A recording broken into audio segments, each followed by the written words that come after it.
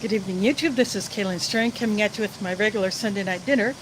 And as I said last week, I would pull one of the vegetarian MREs out of the box. I will alternate that with the meat one. So next week I will bring out one of the two brisket MREs that I have. I will obviously not be reviewing both of them since they're probably both packed roughly the same time. But it's been a few years since I've had the brisket, so it's been a few years since I've had a tortellini. This is packed by Warnick, and they do not put date codes on their bags, unlike Sapaco and Ameriqual.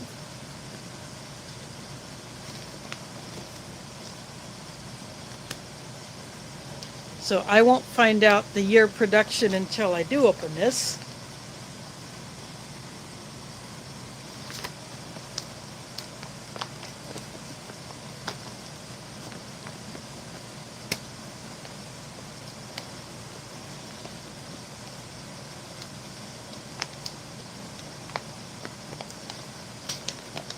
And this one's going to be cooperative.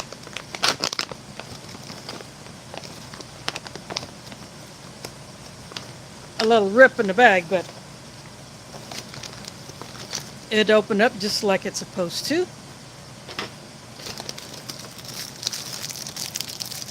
So here is the usual spoon. And this is an item that I save and add to my stash of emergency supplies. Again, unlike Sapaco and Ameriqual, everything in here is just loose in the bag, no inner wrapping. And the beverage bag, again, that's an item that I do not use, but I save them.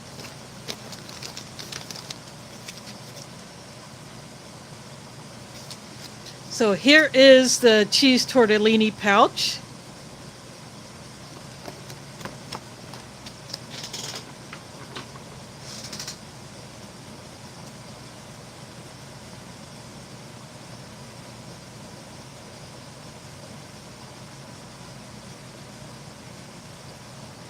There are a bunch of numbers on here, so I'm not sure which one to make out, but there is... This could be a 2017 or it could be a 2019 if you go by this, but that's a 5-digit, and usually these are a 4-digit code.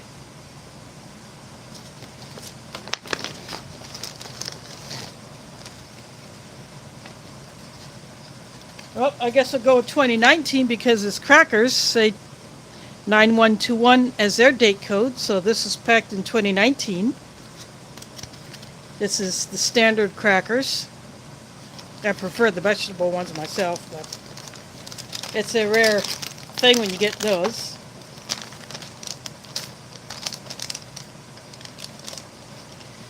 Chocolate pudding dessert powder.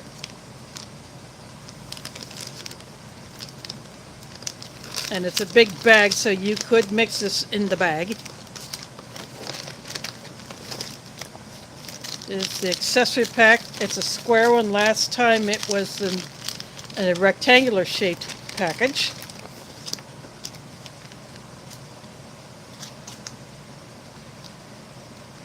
Chocolate peanut spread.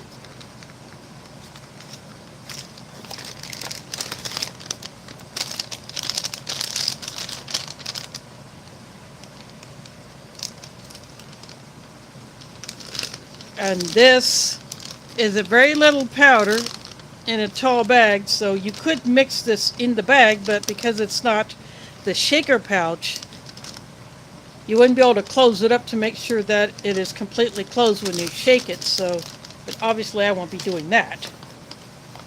So apparently it's a sugar-free one because there's not a lot of powder.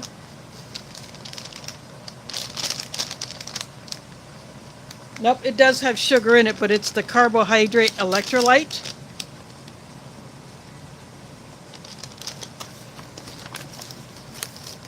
And here is the flameless ration heater.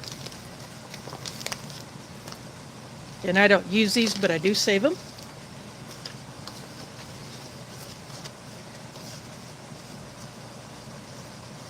And this is the sleeve with the nutritional info for the cheese tortellini.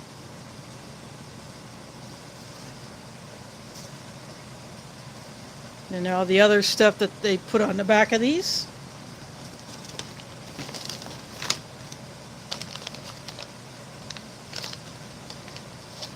And this is recovery trail mix, and there is a lot of it.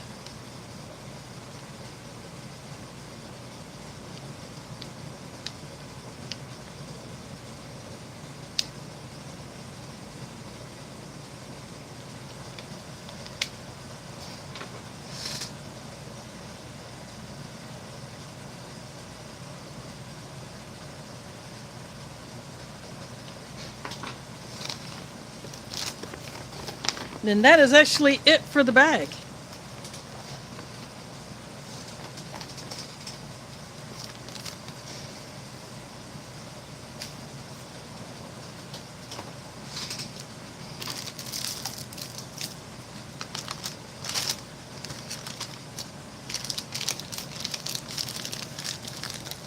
Let's see what's in here.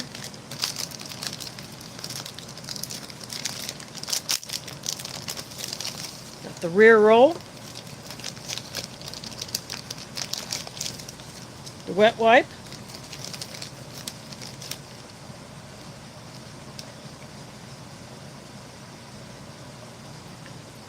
hot sauce,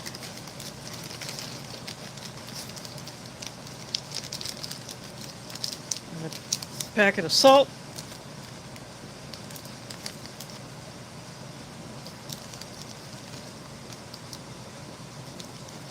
if you ever see Enjoy written like this,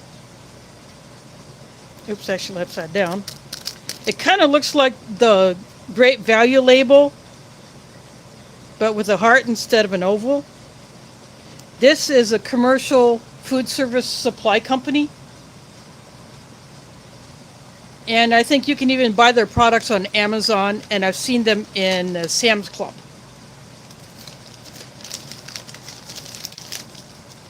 Bill's Brew Coffee, and the coffee creamer. Same gum as last time.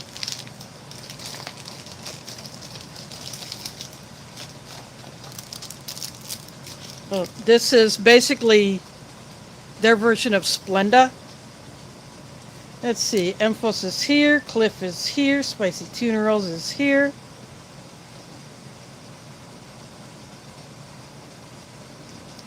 Because one of them must have dropped out.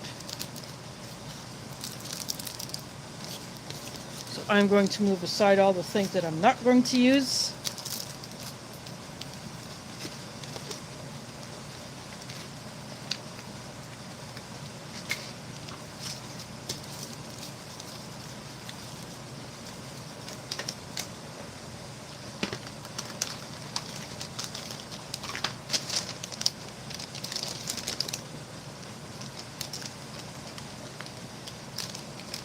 I'm opening up the lemon lime drink,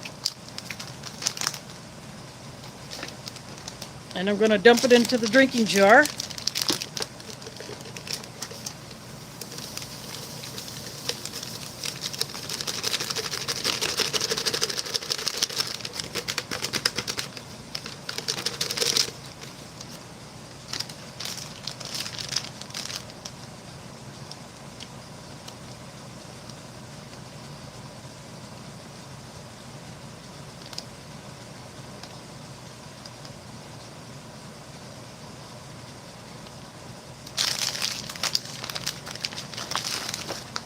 This is like most of the other drink mixes, requires 12 ounces of water.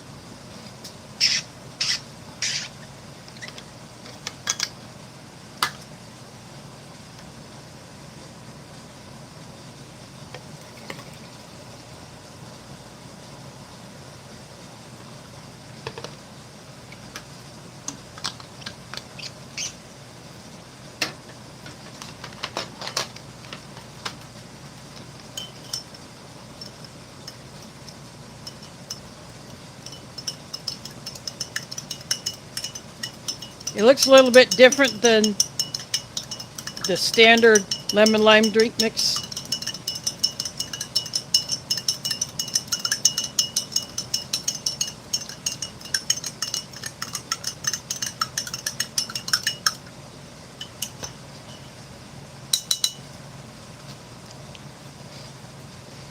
I'll put that back there.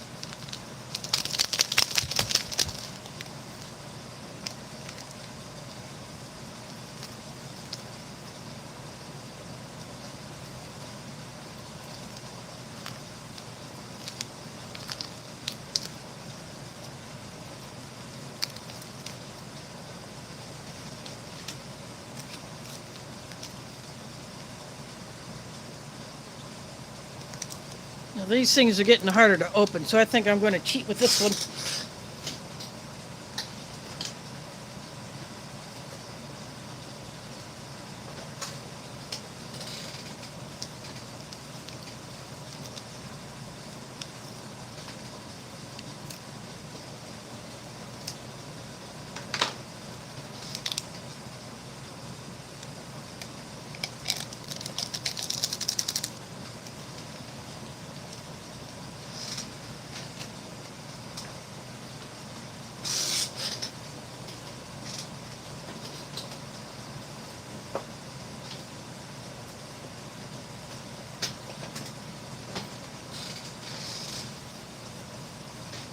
Because I'm not using that artificial sweetener, I'm going to get my own sugar, and then I'll bring that back when I bring the hot water in for the coffee. And then I will also bring a bowl to mix the pudding powder in instead of doing it in a bag. It just looks better on camera when you do it that way. So I'll be right back.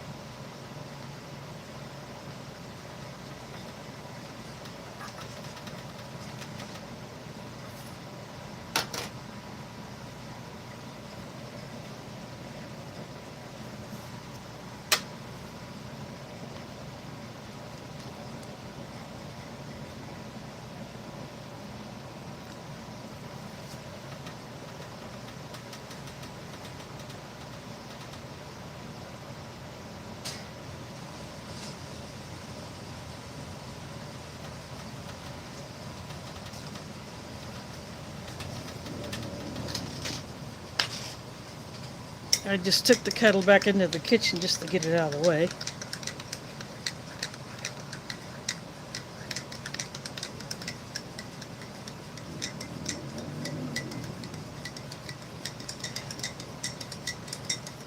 And in case you're curious,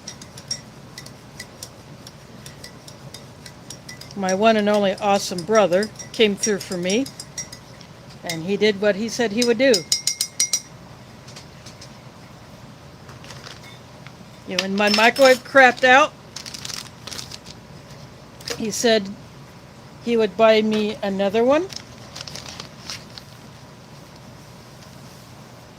And so that's what he did. There is Camp Patton Family Compound, Gil in the house. Thanks for dropping in.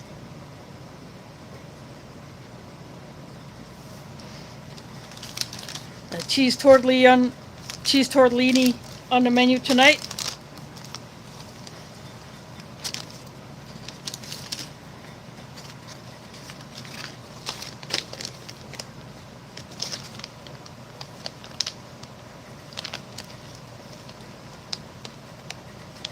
This is packed in 2019 by the Warnick Company. I'm going to go ahead and open up the trail mix.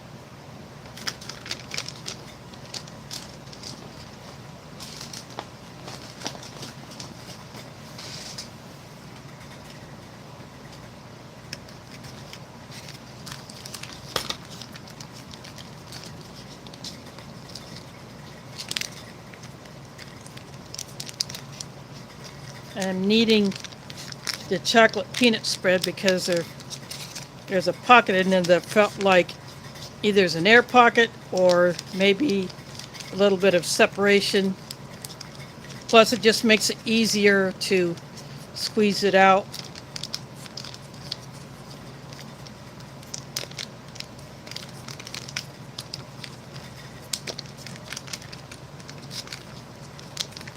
Sounds like I'm popping air bubbles.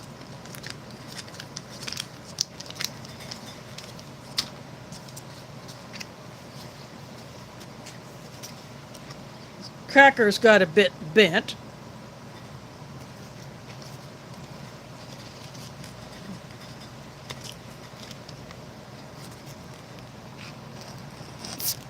There's a little bit of hiss.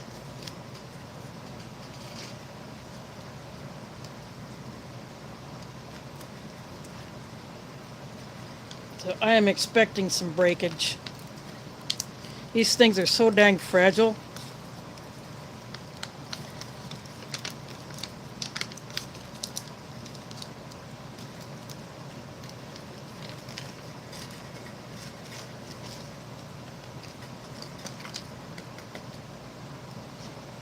Not as much breakage as I thought.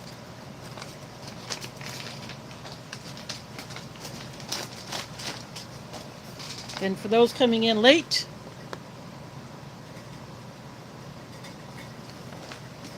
this is a 2019 pack.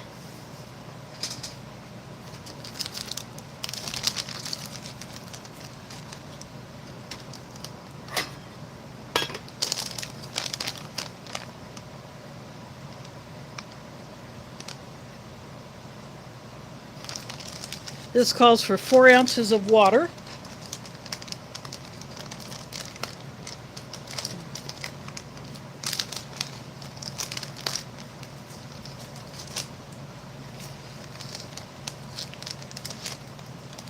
This one didn't open very well either.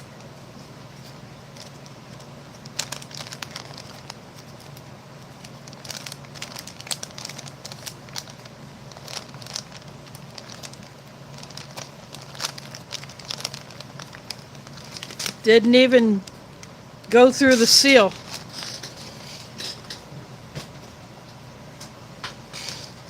So I'm going to cheat again.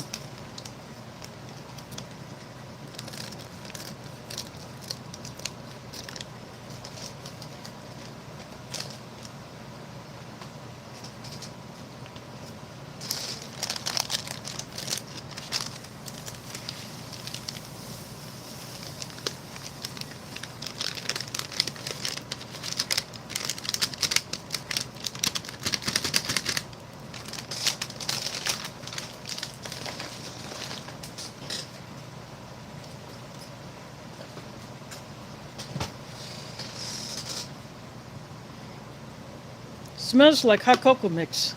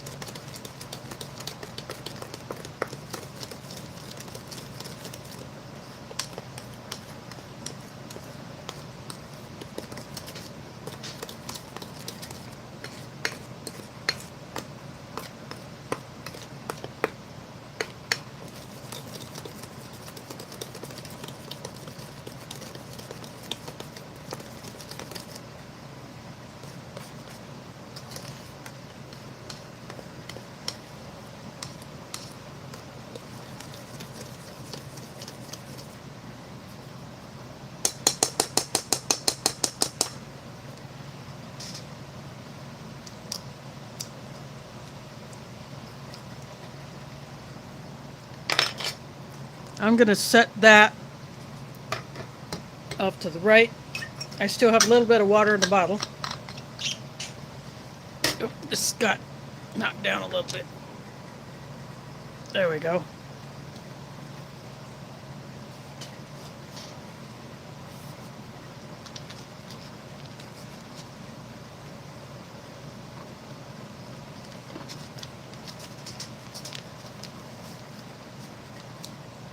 Looks like I got a little bit of the pudding powder over here, but that's okay.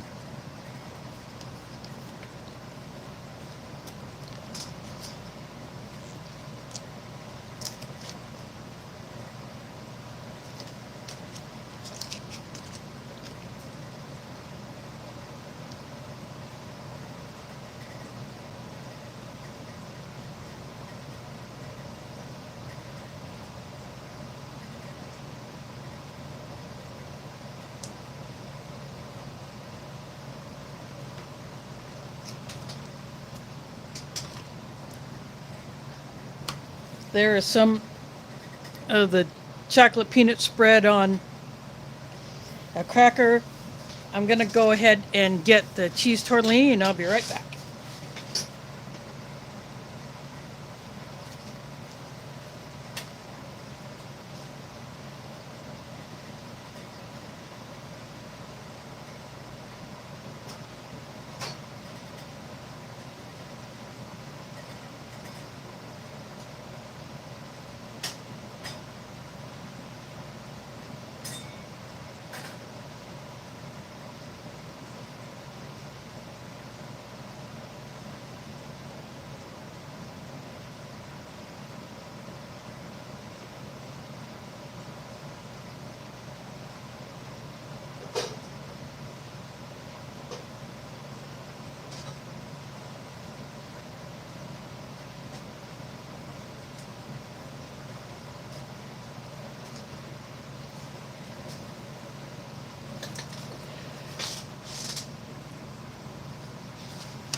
Okay, I am back.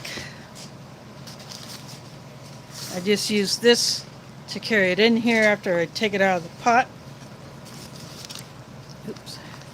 Let's see if I can lift this up some.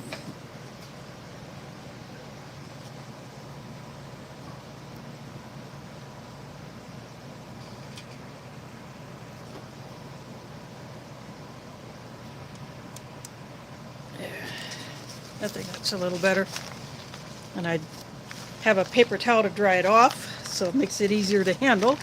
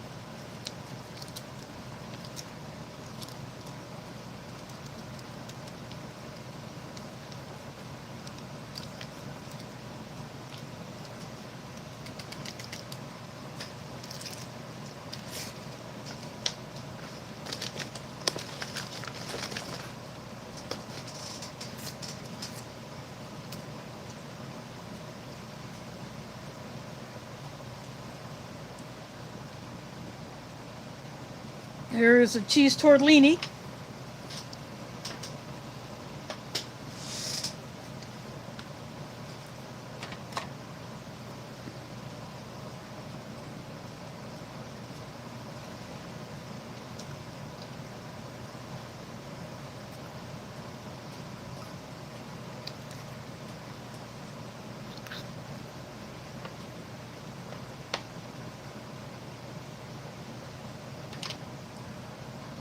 And you know what's going to come next.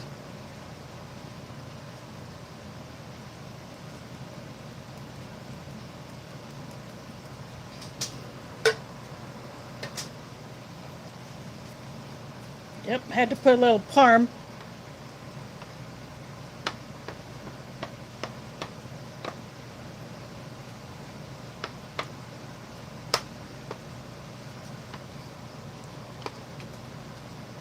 Because you got to have a little bit more cheese.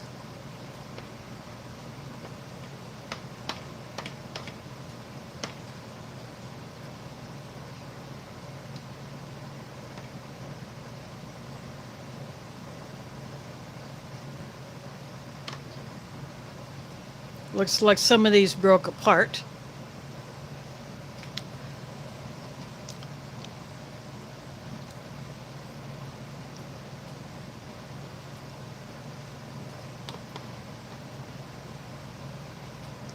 So there is a complete one.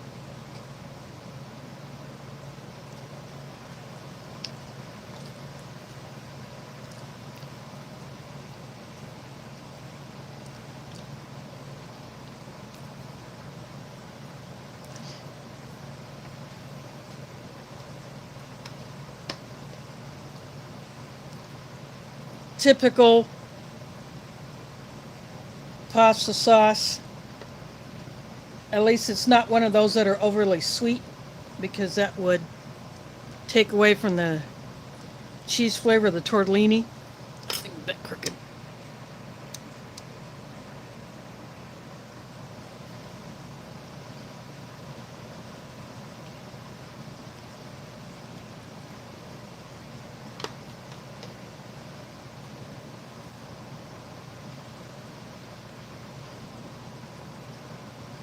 I mean, this is vegetarian with dairy, not vegan. But this would be one of those menus that would be given to a soldier who either does not eat meat but can eat dairy, or if there are only pork options available, and that particular person may not eat pork because of either being Jewish or Muslim. Or if they're Hindu, they would not eat beef, but there were not other options available, then this one could be an option.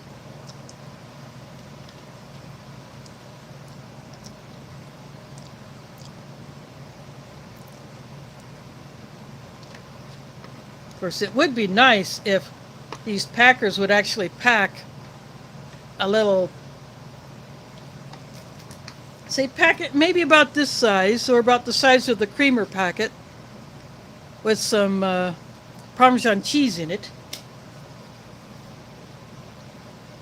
I think that would be a big hit with those who are out in the field and have this one to eat.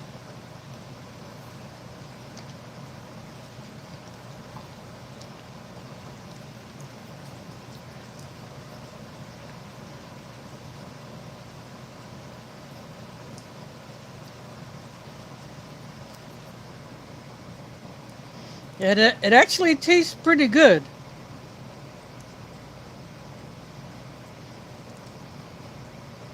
You mean this looks like cake frosting?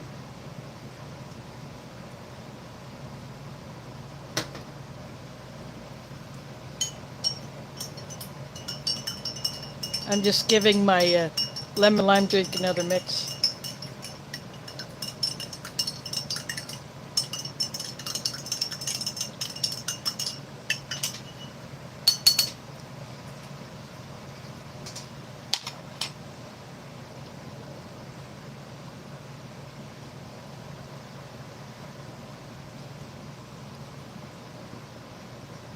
This definitely has that electrolyte flavor. You can definitely pick that out.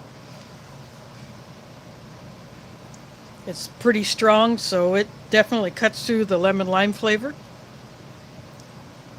But that's typical of any sports drink that has electrolytes in it.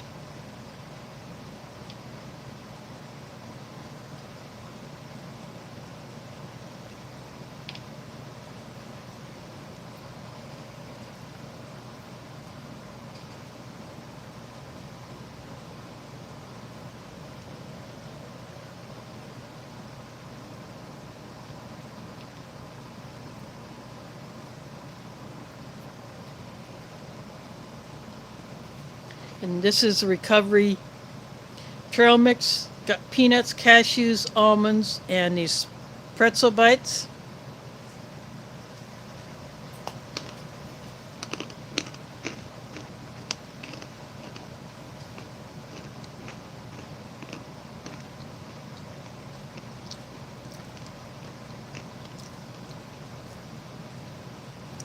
Of course, if the nuts were roasted and salted more, I think it would be better.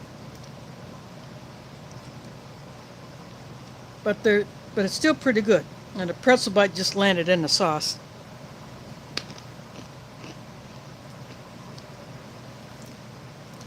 Even the pretzels do not taste like they're heavily salted.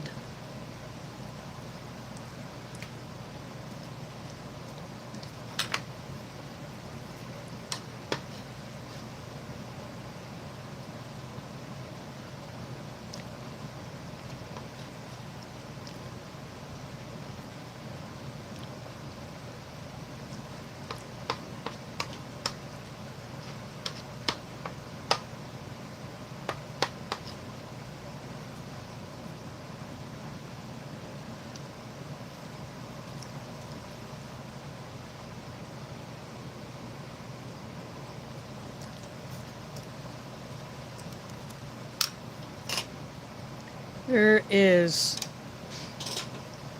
I'm assuming that's a ham radio call sign, VE3FAL.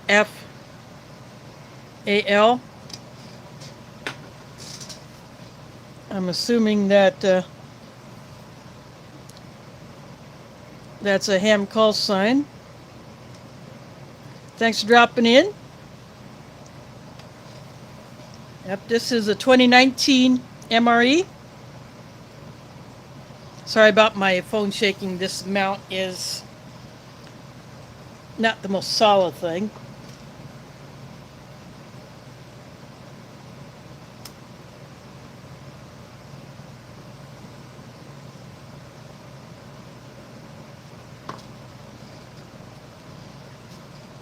That actually had a decent break, not completely falling apart. This is chocolate peanut spread. That may also look like a cake frosting too.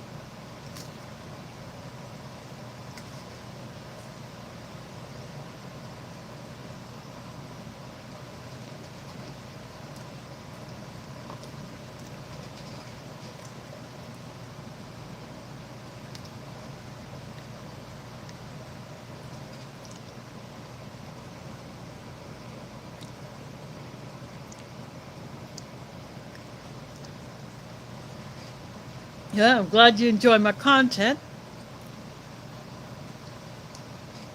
I'm not a licensed ham yet, but I do hope to do that one of these days.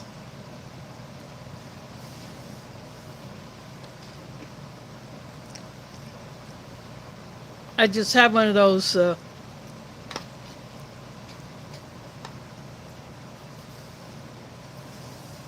budget-friendly Balfangs that I listen to once in a while.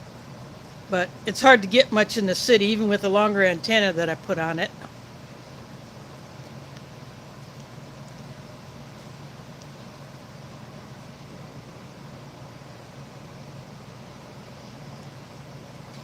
Wow, I bet you get a lot of people wanting to get the Canadian license.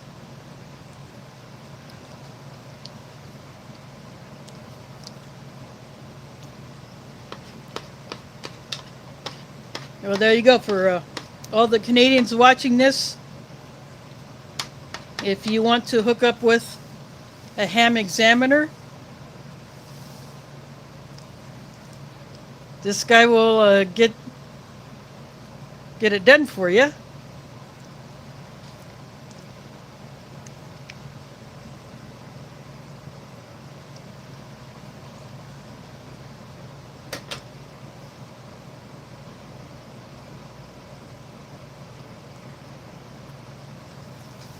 Yeah, spicy. What I would suggest is get a hold of the study guide, the book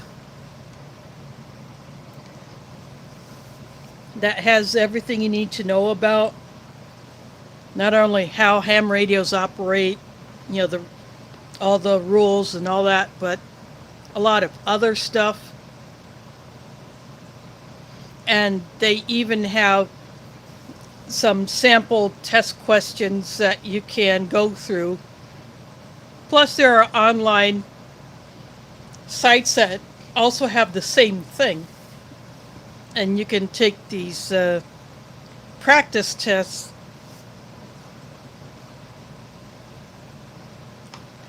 And then when you feel like you're ready, you can find a test location in your area or do it online if that's the only option.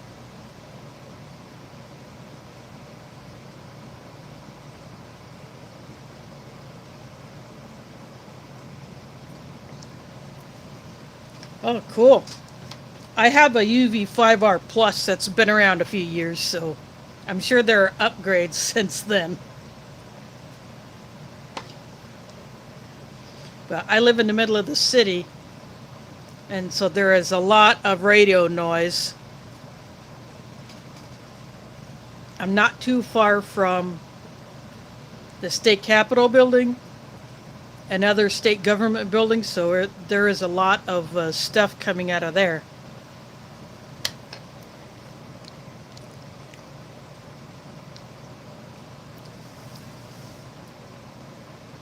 FRS means Family Radio Service, so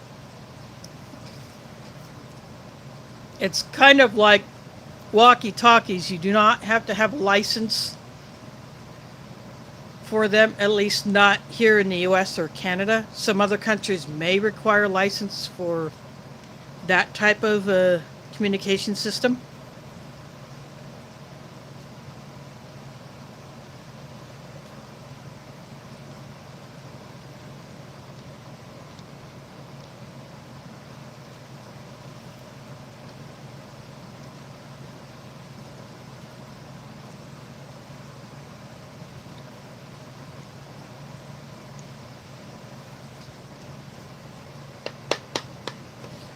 But what I do like about having the handheld ham radio, when you're listening, you can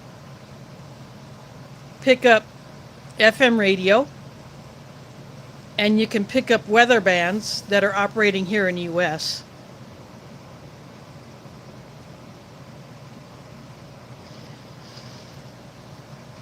Yeah, you can scan, you can listen for things.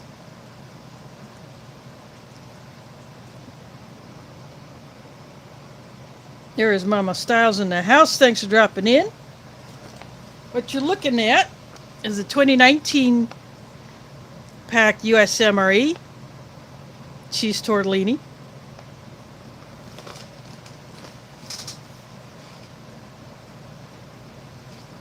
And I add a little bit of Parmesan cheese to the tortellini.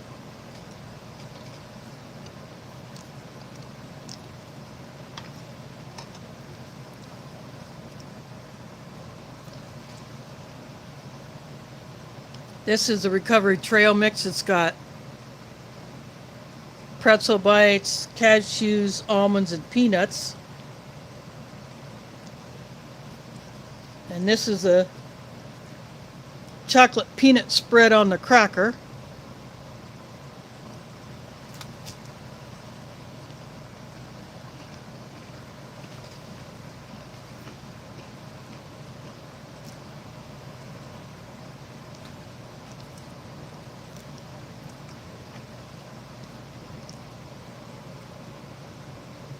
And the carbohydrate, electrolyte, lemon lime drink mix.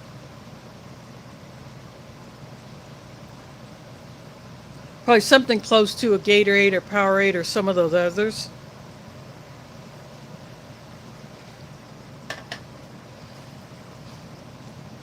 This is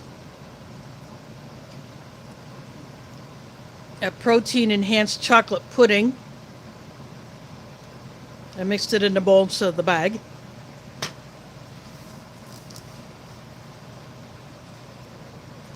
Got Bill's Brew with creamer and my sugar because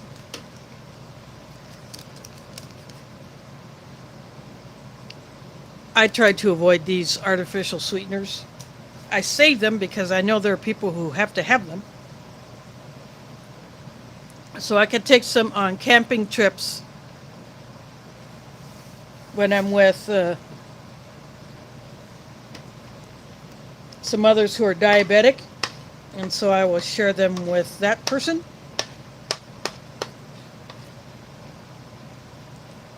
Plus I can use them as a barter item.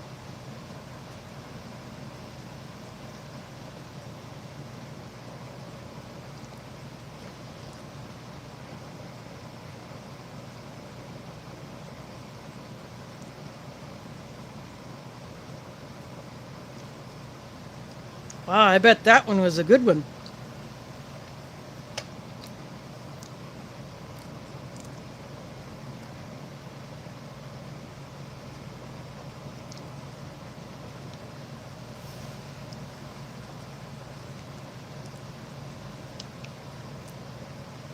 The other one I could have pulled out is also a pasta one, but it's the vegetarian, the taco seasoned crumbles made out of the TVP or textured vegetable protein, which is basically heavily processed soy protein, and that's been flavored with taco seasoning and processed to look like ground meat.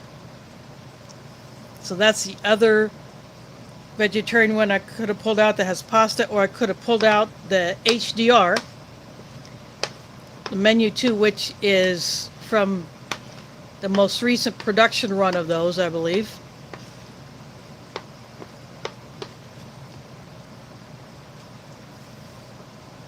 It would have the oddly flavored smoothie, which is almost as thick as a pudding. It's probably just slightly less,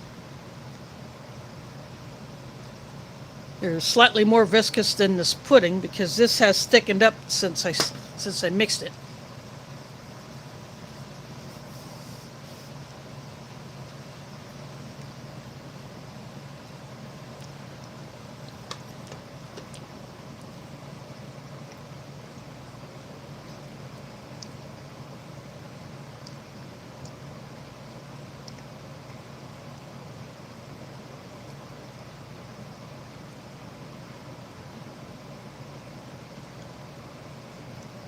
I've heard about,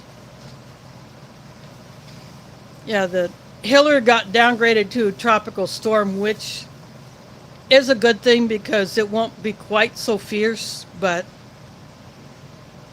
it'll still do some serious dumping on the areas that it's going to hit.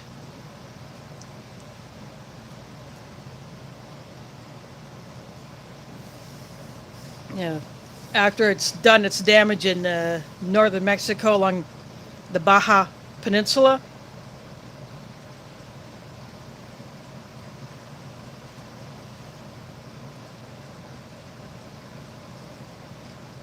And one channel I watch called Iridium 242, he is in Nevada, but he said he is preparing, he charged up power stations, and he will stage other things in case his part of Nevada gets a piece of that storm once it starts moving inland.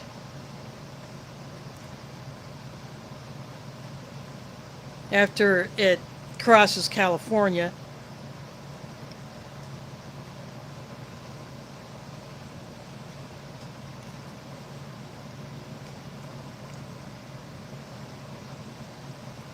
And of course, there are wildfires up north of California in, I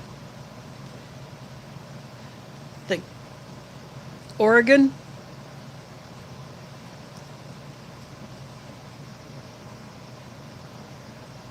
So there's a lot of that going on.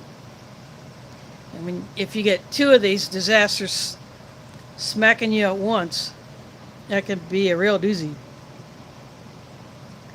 Yeah, it has gotten up to 95 Fahrenheit, which is probably like 34 Celsius. But this coming week, we could crack 100 Fahrenheit.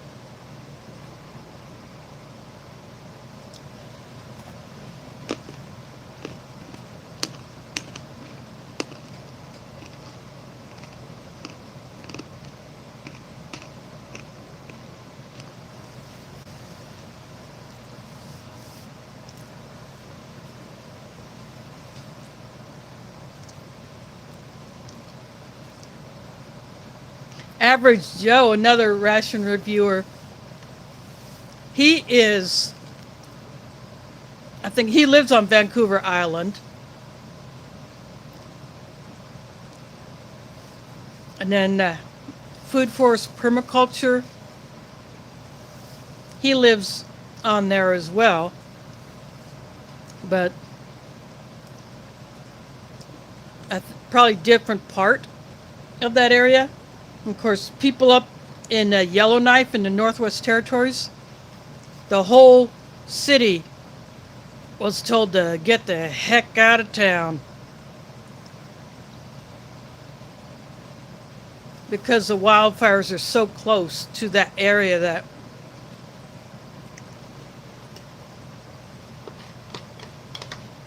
the officials are telling those people to get out of there.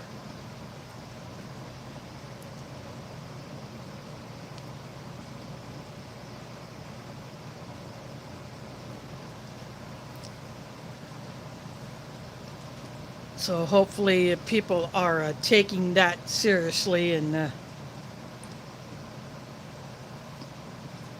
doing the right thing.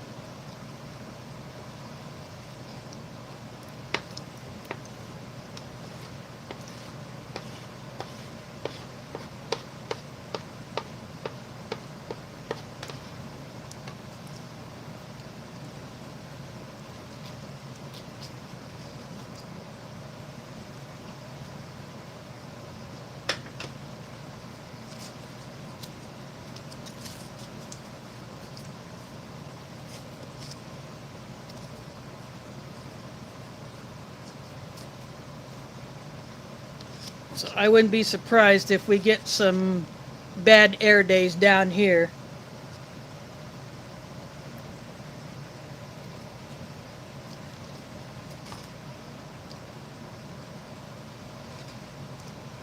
Going after more of the chocolate peanut spread.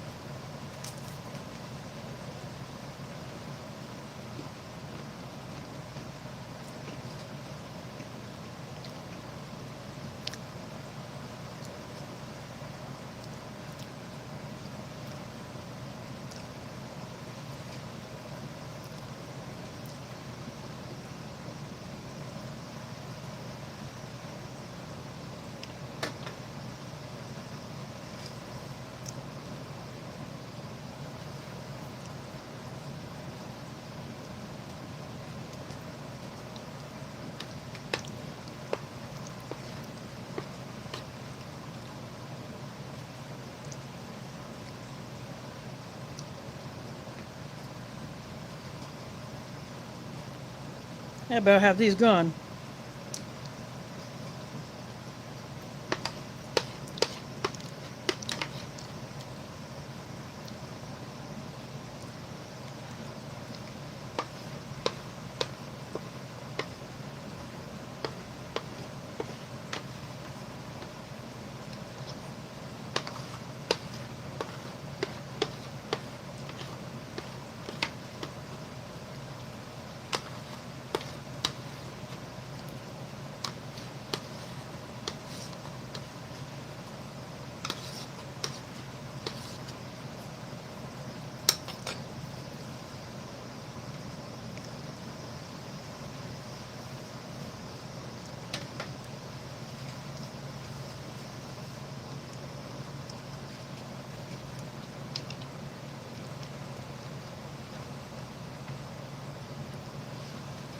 Fortunately, here in Iowa, we have not had too many issues with wildfires, but in the grassy areas and in places that actually still have either original prairie or a restored prairie, when it gets super dry, that can be easily lit up.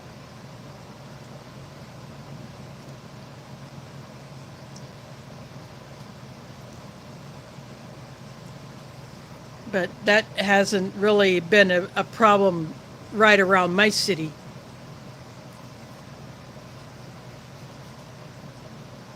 We got ponds and a couple of lakes and 2 rivers,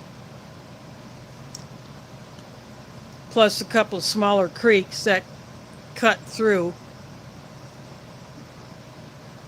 That could impede fire spread.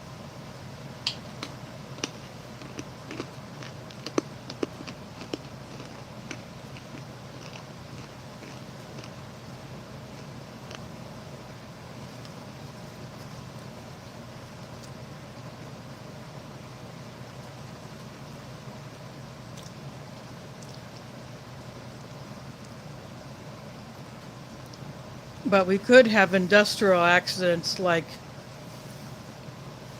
what happened last month when a gas station a couple of counties away from here, there was an explosion of some kind. And because it impacted one or more of the fuel storage tanks, plus all the vehicles that were parked there either getting gas or the people were inside of the store buying other things, and so it damaged a few vehicles.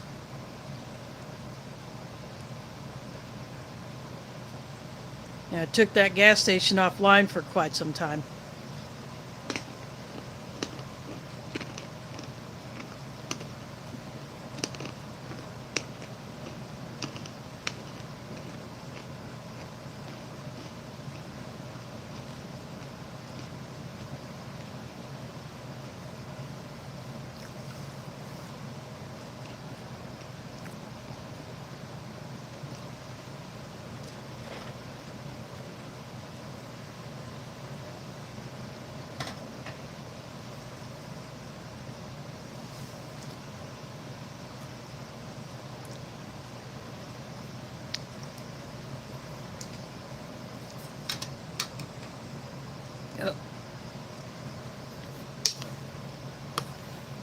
Yep, this has thickened up quite a bit, just letting it sit.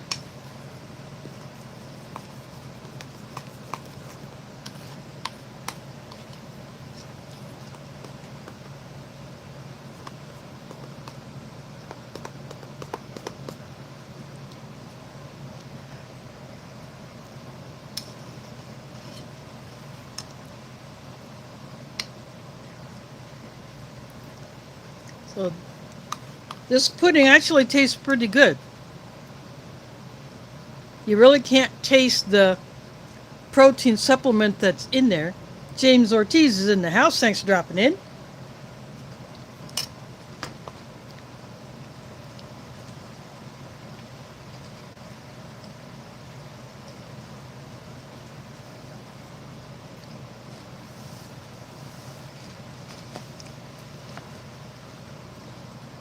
2019 pack. Warnick does not put date codes on their MRE bags. So after I end this stream, and I'm going to edit the video only by adding the year of packing, and I add it to my ration review playlist. I'll put the 2019 into the title. That way those who watch it later on will know that it's a 2019 pack. I think the last time I had a cheese tortellini, I think it was like a 2016 pack. Yeah, 2016 or 2017, so. And I think the flavor actually improved slightly.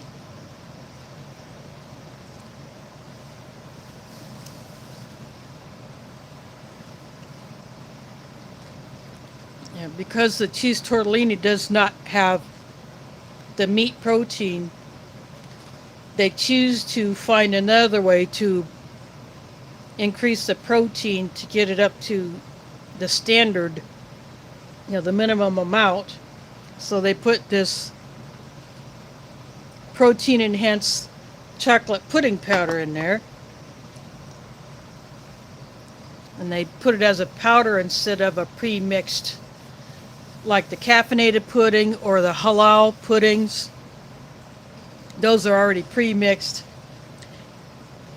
and then just squirt it into the retort pouch. But the bag is tall enough you could mix it in the bag, but for the purposes of demonstration, I choose to do it in a bowl. And the same with this drink. It was in a very tall pouch, but not a whole lot of powder, but it was not in a shaker pouch. But I always mix it in my drinking jar anyway when I'm doing these cold drink mixes. Got recovered trail mix, pretzel bites, cashews, almonds, and peanuts. Nuts could use a little bit of roasting and salting. And the pretzels could use a little bit more salt flavor. But they still taste fresh. I've got the chocolate peanut spread.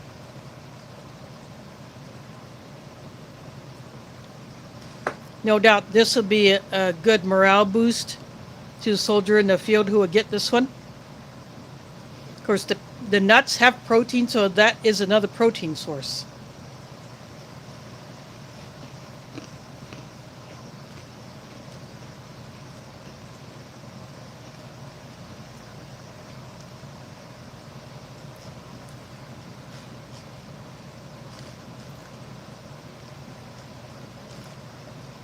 Good balance of the chocolate and the peanut. But what I don't get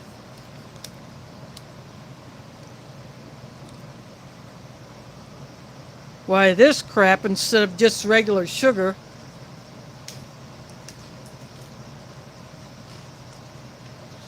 When you got sugar in the chocolate things and in the drink mix. So I don't use it. I get my own sugar. And it's the same Bill's Brew coffee. I think they've gone with Bill's Brew. It's probably a cheaper option than the unbranded mil-spec packets that would say either instant coffee, instant type 1 or type 2 or type 3. Bill's Brew is not bad, but I'd rather have the old style instant type 1. Or the Chilean instant coffee from the DAF rations.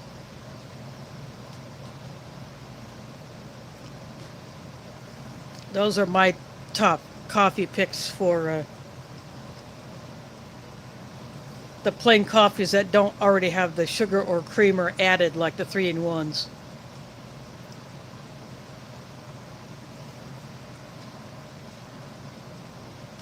But It included this hot sauce packet. I didn't use it because I would rather save this for something like that taco pasta. The vegetarian taco pasta type MRE that I will pull out in a couple of weeks. I'll do the brisket entree next week, and then I'll either do that taco pasta or I'll do the HDR. I haven't decided which one of those. But that one may have a hot sauce in it. Yeah, I would use a hot sauce in that one probably. But then I like to save these packets. I can take them on camping trips.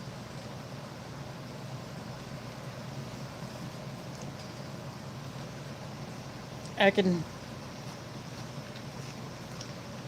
add them into my food bag if I'm going to have something that I want a little spice. I can throw 1 or 2 of those packets in there.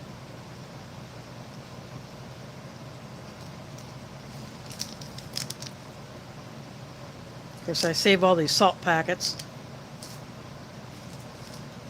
So anything that I do not use, like the spoon, will get put into a bag that has plastic spoons in it. That becomes part of my emergency stash for when I have to severely restrict my water usage if I have to rely on my stored water.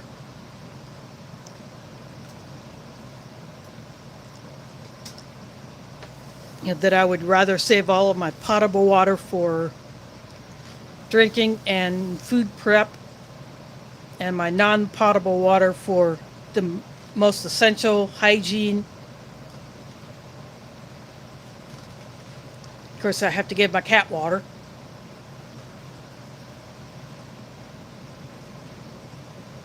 And I do the same with these wet wipes. I keep all these. They're in Ziploc bags, so they are less likely to get dried out.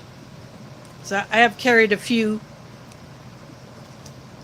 of the individual wet wipes in my purse, and they just get abused in there, going in and out of the pockets. And I tried using one day, and I guess I got a tiny pinhole in it, and it got punctured, so it was dried out. So I just put a couple of drops of my hand sanitizer on there to moisten it up, and then that worked. But I'm not going to carry those like that anymore. In fact, I probably need to put my wet ones inside of a Ziploc bag before that packet gets compromised.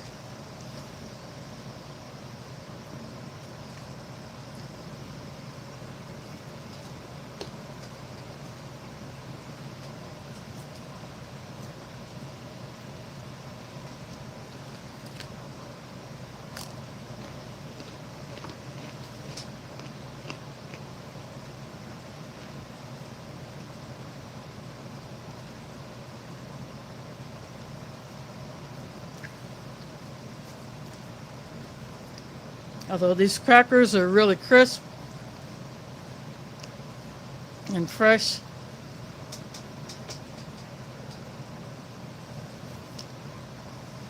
They're nowhere near the flavor that the original crackers when they first came out, where you could actually see the salt granules on the surface through the packaging. You know, when these are vacuum sealed.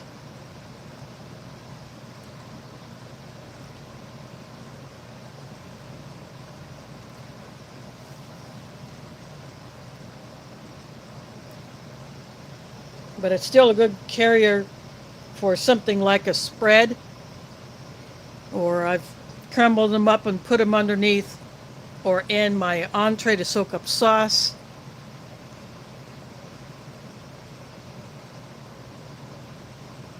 And you're basically taking on the flavor whatever you put it on it or put it in.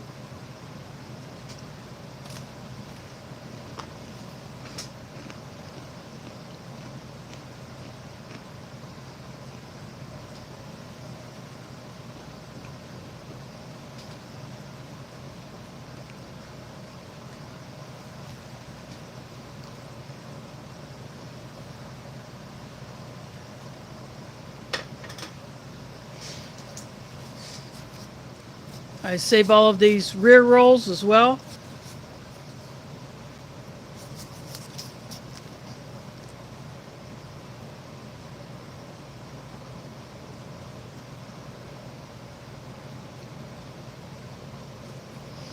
This is the nonprofit that employs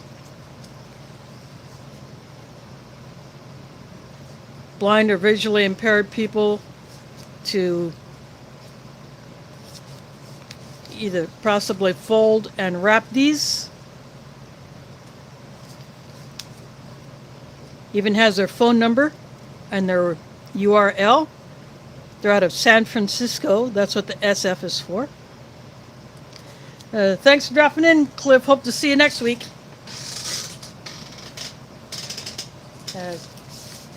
Cliff is up there in Alaska.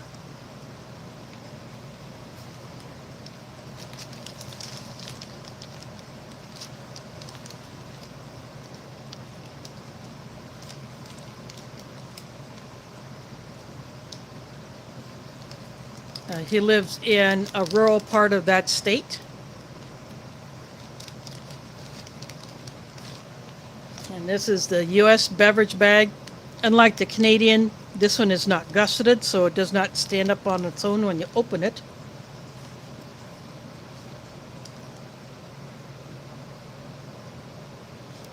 It does not have any markings above 12 ounces. And you could put a full pint in here. Possibly close to a liter. But I save all these bags. They're good for not only mixing a drink in, but you could use them to put things in that you want to keep dry. See, if you're camping in the rain and you want to put something in there that you want to keep dry in case your pack is not waterproof or you don't have a pack cover or something like that, or your gear just gets wet, having a bag to put small items in that you want to keep dry is definitely a good thing. So I save all these bags. Of course, the ration heaters I save because if there comes a time where I cannot cook in the normal way, like using my stovetop or using microwave, or cooking on my deck might draw too much attention, or if I'm going somewhere where I need to have some food, but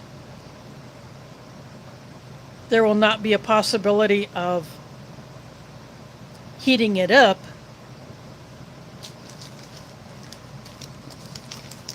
then I could use this either to put something inside it, like a retort pouch if it's small enough, or put underneath. To do it that way.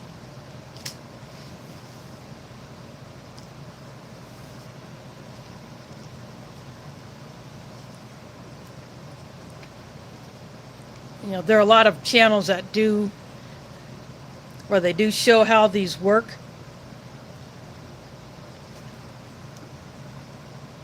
I just choose to save them for emergency use, and if it's an older one and it might need a little help, that's where the salt comes in. You throw the salt down there, or you mix up some salt water, you throw that in there, and the salt is supposed to help an older ration heater kick off. In fact, some of the commercial ration heaters, or some that come from other countries, may have a pre-mixed like salt solution, salt water, or something added to the water to help it kick off.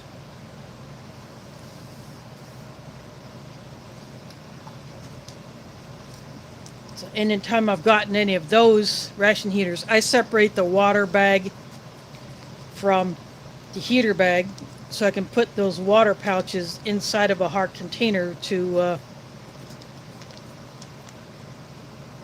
avoid them getting punctured or having anything getting wet.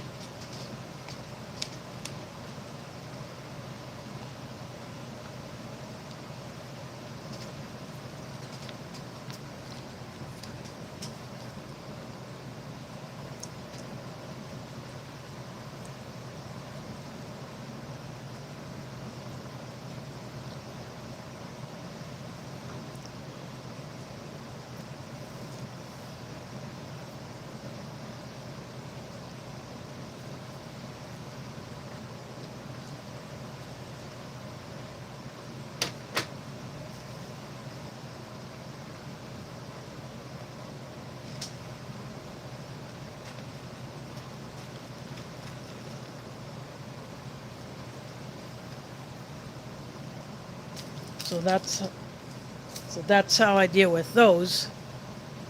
I have the other water pouches, the drinking water pouches. I'm going to transfer all of those into a hard container. I put them in Ziploc bags, but I'm going to transfer them to a hard container like an empty coffee can.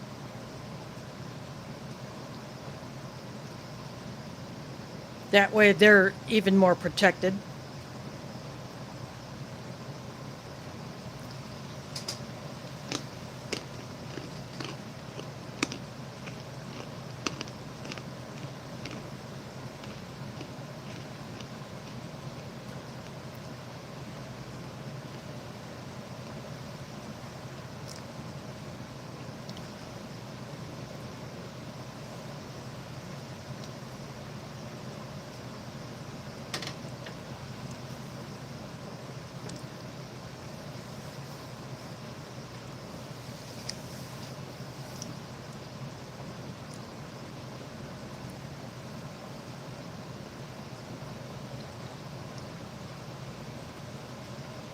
Yeah, my next trip, well, I have 2 upcoming trips in September. One of them will be the White Eagle Multicultural Powwow from September 15 to September 17. And that is at a local park just outside of Des Moines called Jester Park.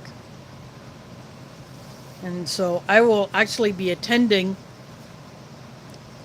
a meeting of the organizing committee for that. And I will present them with a collapsible wagon that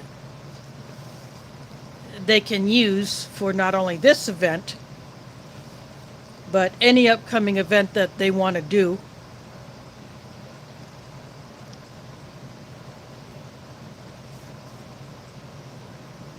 And I'm going to be getting a ride to that meeting, so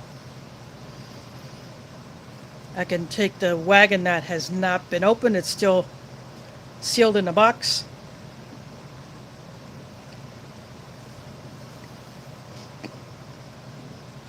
I will take that, I'll present that at the meeting. They already know it's coming.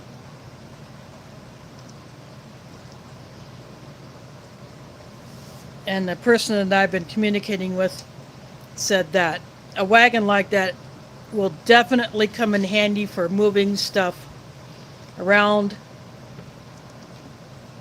when it's time to set up the camp, especially setting up all the teepees and other canopies, as well as moving supplies around, and for breaking down after the event is over, as well as during the event, for moving things around. So I'm looking forward very much to seeing their reaction to getting this. It was an oops that I ended up with 2 of them. The original one got lost in shipping somewhere, got misplaced. And so another one was ordered for me. And I was told that I did not have to return. If I got both of them, I could keep both of them instead of bothering to return. I mean, it's a heavy thing. There's Sharon in the house. Thanks for dropping in. Good day. Monday morning there in Australia. So I decided I'm going to keep one, and the other one I will give to the White Eagle powwow organizers so they can have it. And I might even suggest having someone paint their logo on it so it will be known as something that belongs to that group.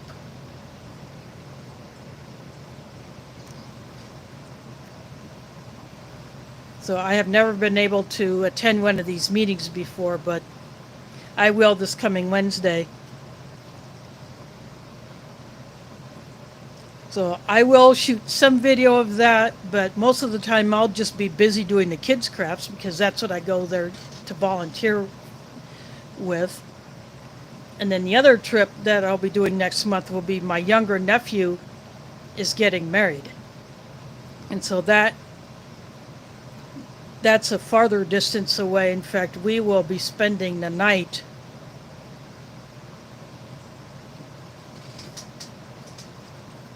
and then come home the next day.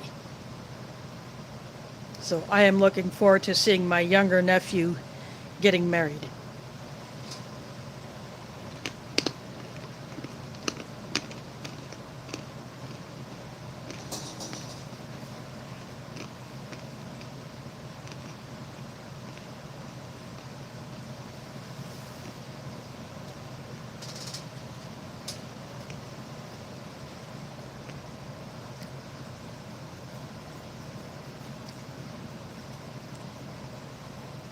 And I will be an in-law great aunt for the second time with my in-law niece. She's having her second baby next month. So I went to her baby shower, and that's how I got that little succulent plant that's out on my deck.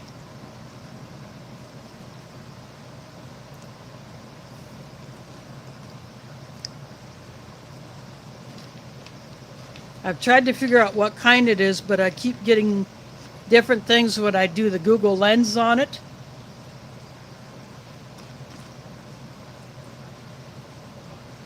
The one that my mom had, that one died because it wasn't potted very well.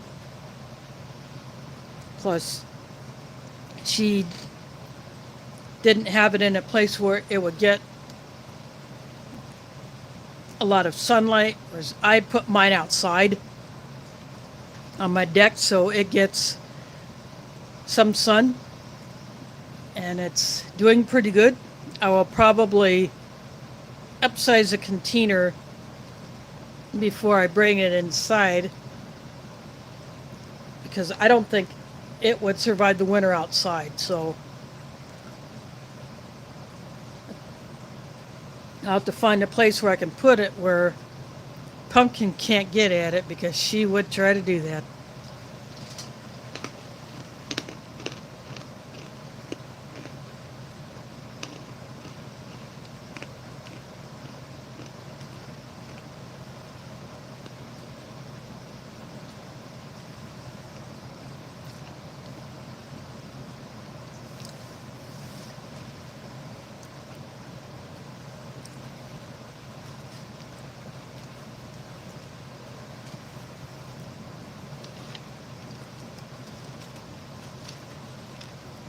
I will just take pictures of my nephew's wedding.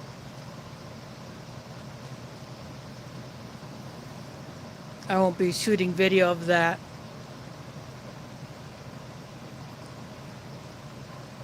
But the powwow, if I can grab a few clips of some of the performances.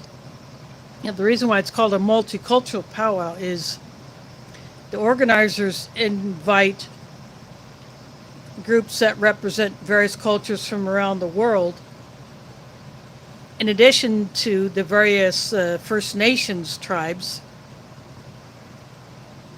So, for instance, there is a group of people who practice Kung Fu. There is a group of people who do Hawaiian hula type dances. There is a group of people here in Des Moines that do belly dancing. And then we have a group of people who do some ancient Japanese drumming on those huge drums that some of them can be as big around as a giant tractor tire. And then the person who would play that one has to stand up on a platform because that thing is so big and it's up on a platform itself, but none that big here because that would just be too difficult to transport. But the biggest ones here that they bring are probably like maybe 6 feet across, 7 or 8 feet across.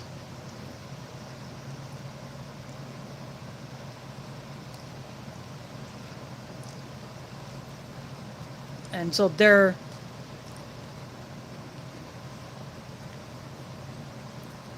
are even people who have done traditional dances from some of the Mexican tribes. I think Central America, there was one group who did something from down there.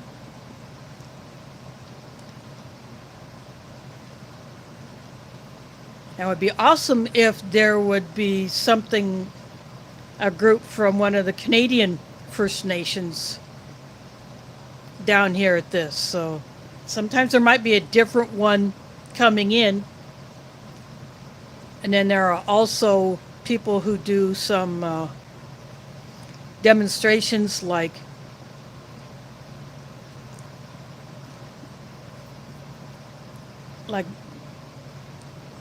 falconry,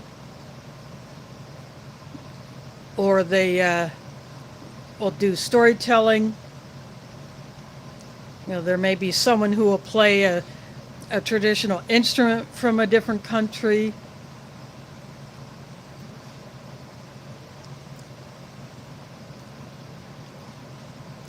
And then there are, of course, kids' dances that, you know,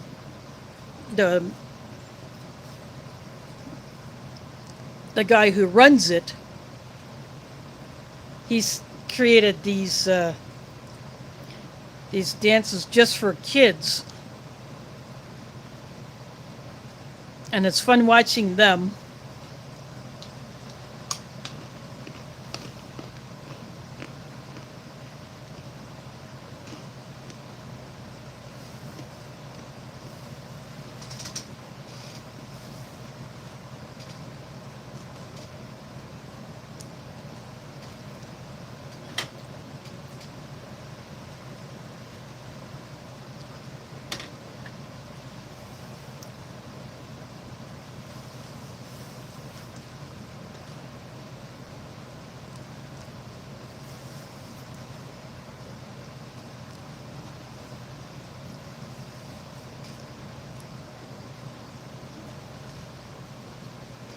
Yeah, I just got hooked into that by accident back in, I think, 2018.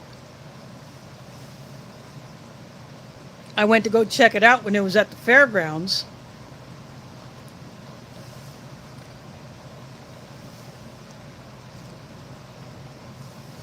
And then I wandered over to where the kids' crafts table was, and the person who was running that was just all by herself. And she just asked me if I wouldn't mind hanging out while she took a meal break. And I said, yeah, sure. And I just stayed until the end of that day. And then I went back. That was a Saturday. And I went back Sunday, did it again. And I said, yeah, I'm coming back. I'm doing this again.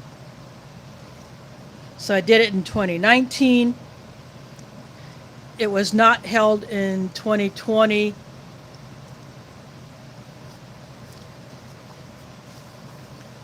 because of the big nasty. In 21,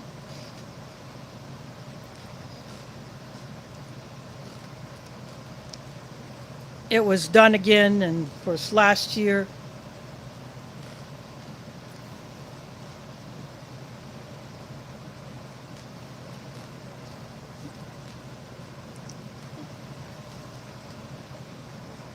Now, it was easier for me to get there when it was at the Iowa State Fairgrounds, but that place is just really not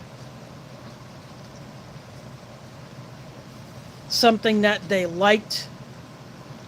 There wasn't enough open space. So it used to be at Jester Park before they did it at the fairgrounds. But they like having it at Jester Park because that park actually meant something to a family member of one of the organizers.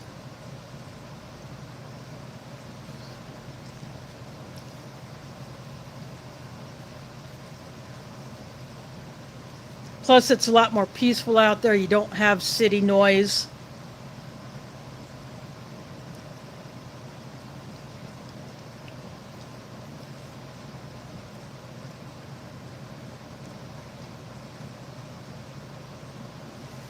There are also vendors who make various kinds of traditional crafts from not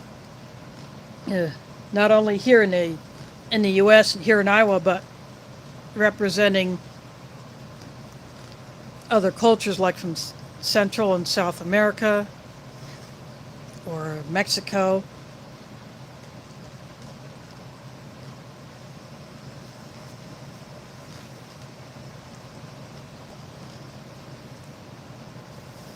And then the volunteers and the presenters, including the performers,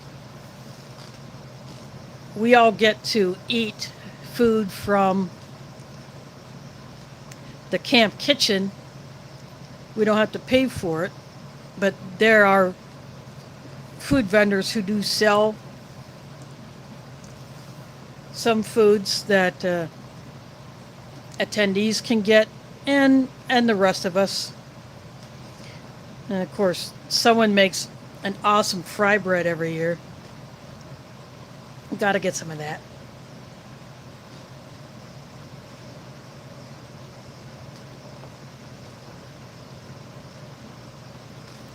But that is a definitely enjoyable event. So I missed not being able to go to that in 2020.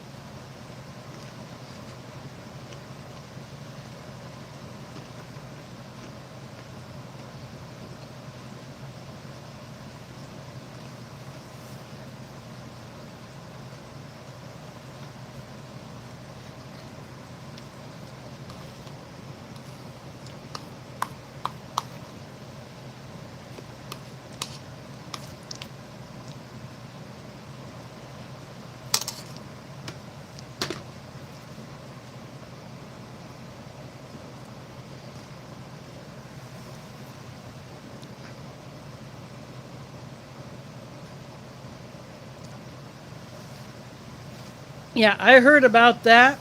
I hope the quake wasn't too bad.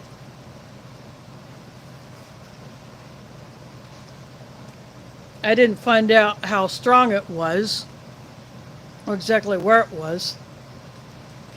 I'll probably look that up later.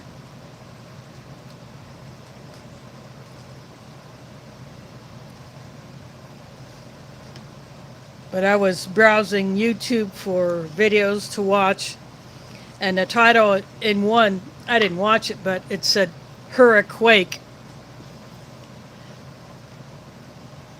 You know, that was in reference to the storm and the quake happening at the same time.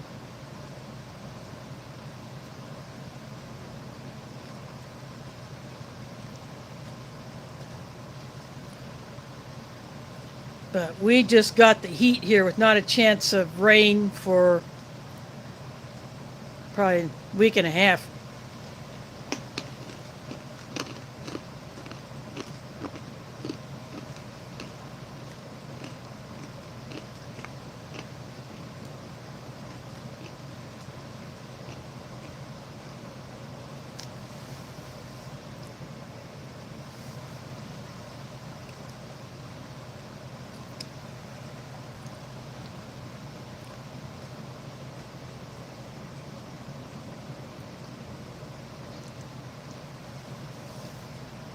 Yep, that's what I have been hearing, that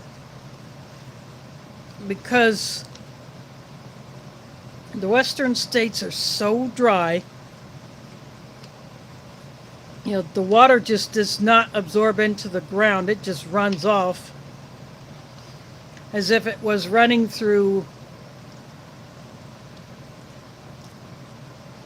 a concrete gully.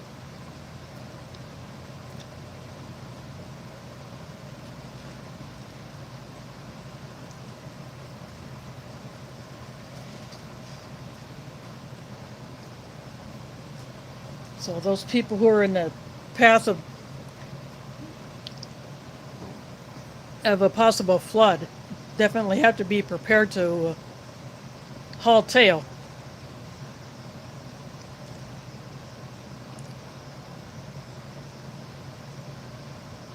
And I was listening to the radio this morning that one person who was looking to acquire sandbags to put around the house could not find any, and there was not even sand to fill sandbags or to mound.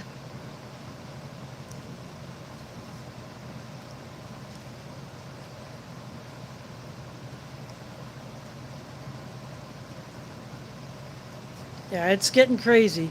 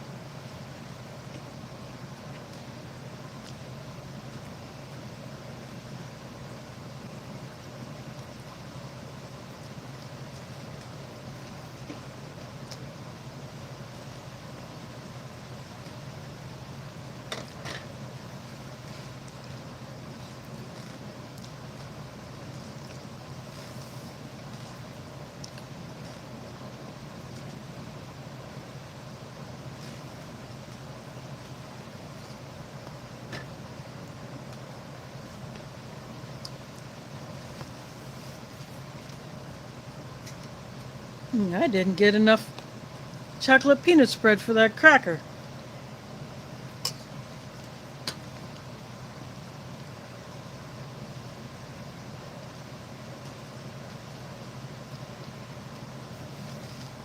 I might have to try a little something weird.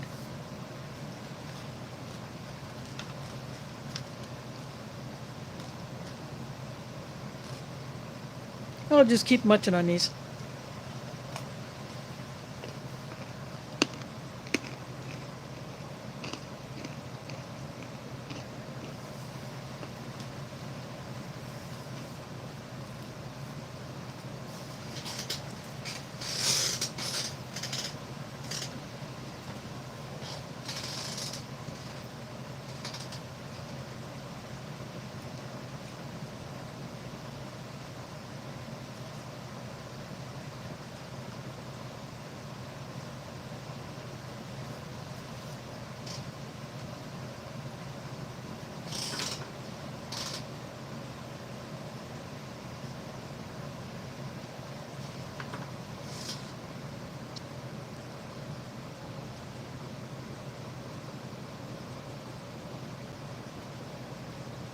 Yeah, it's going to be looking like that next week.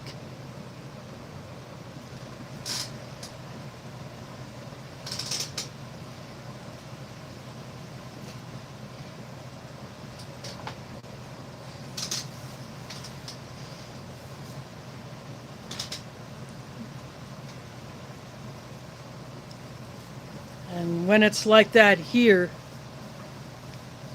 I'm not sure if they've done that today since, it's Sunday. Yesterday I got up to, I think, some apps or services said 92, others said 95.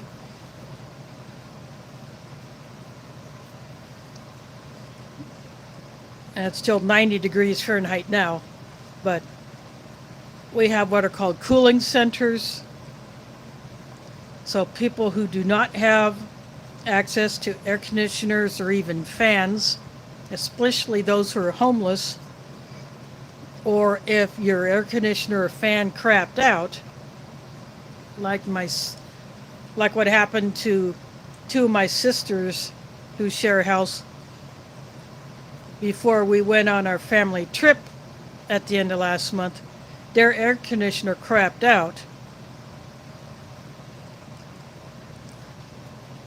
And so people who do not have transportation can get a free ride on a city bus.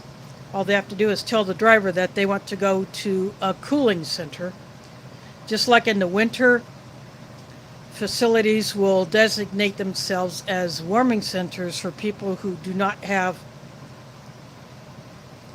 access to a source of heat, especially at night.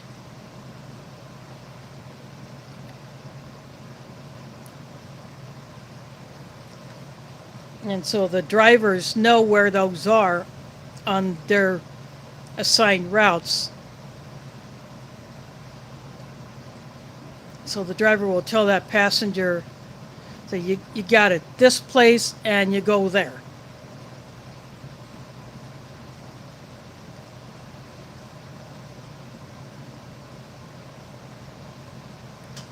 So I have never been to one of these since I don't have a need to.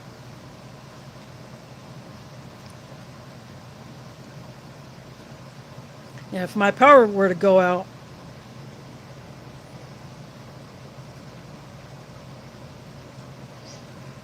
I got 2 USB powered fans that I could plug in and run those.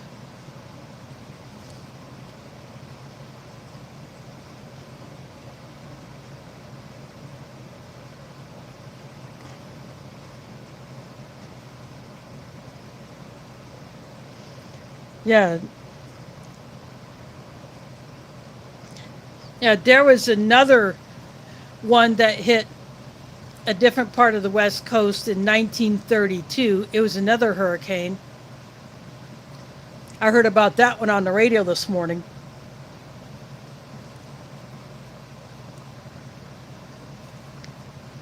So it is very rare to have a Pacific Coast hurricane like that run up California.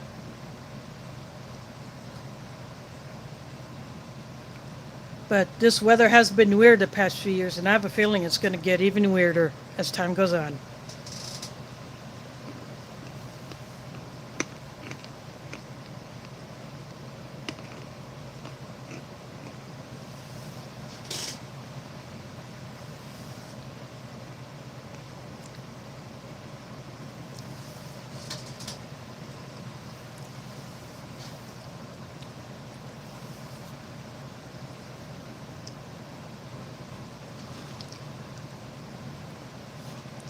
And of course, today, the Hawaii governor put out another warning against any person or entity that would try to buy up land in and around the town of Lahaina in order to profit off of the devastation.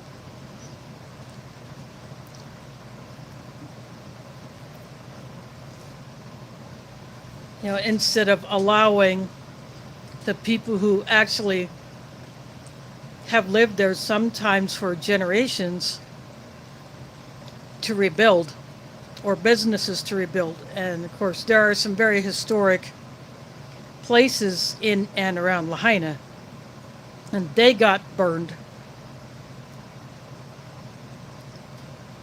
And there may have been some other things wrong with that fire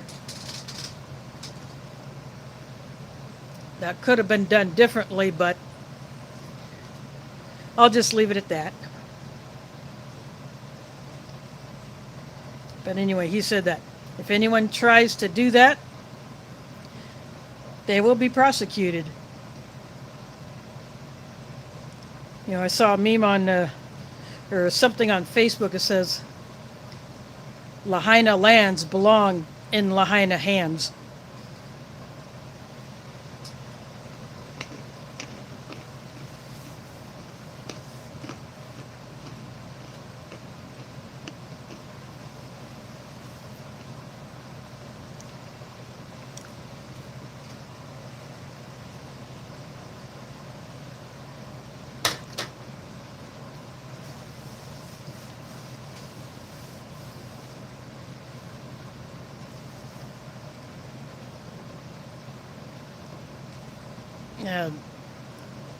Wildfires like that is something that people in Hawaii are just not used to preparing for or dealing with. But they have had a long run of dry weather too.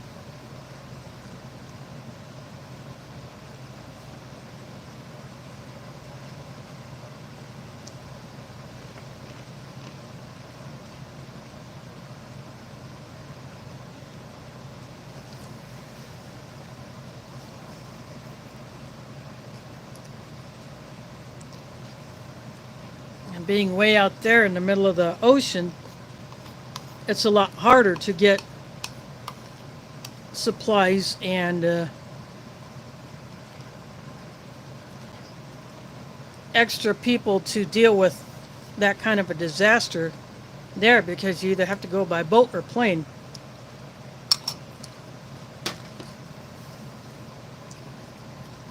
Or a chopper.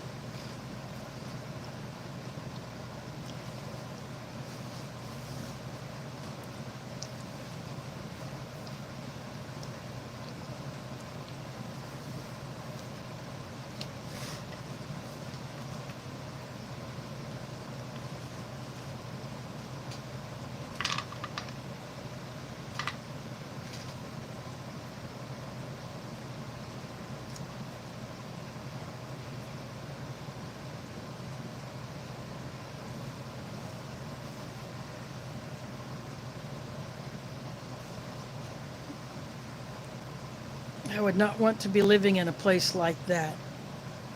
I'll stick right here in Iowa.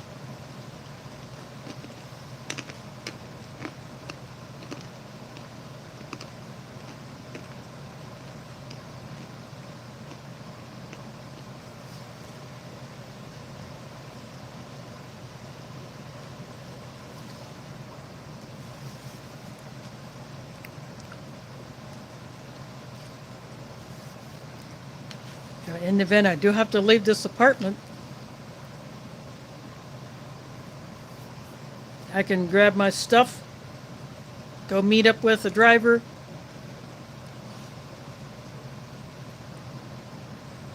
and then get the heck out of here.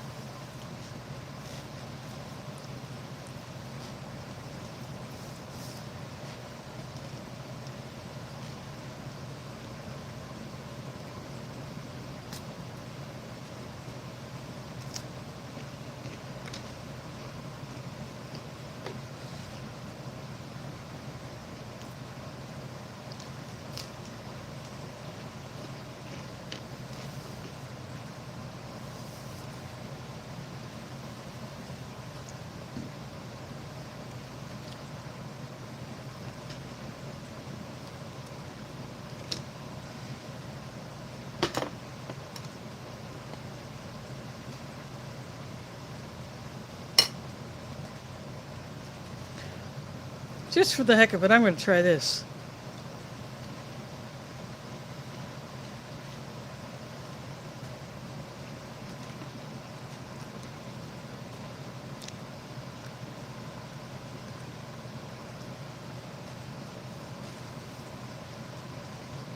I would say that sort of works.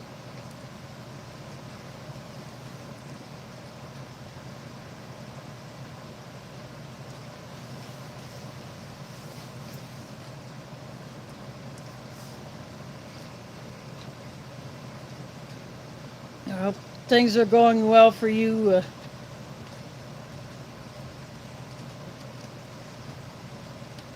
Down there in Australia, Sharon.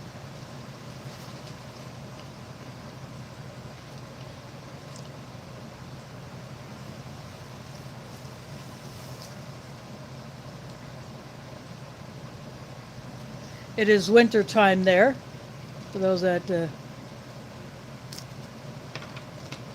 were not aware of it.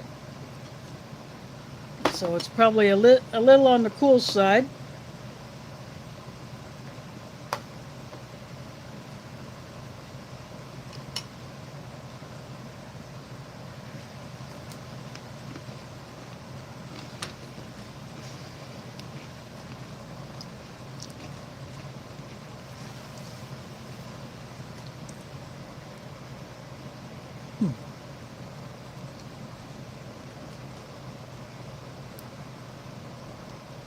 Wow. That's probably very mild for a winter down there.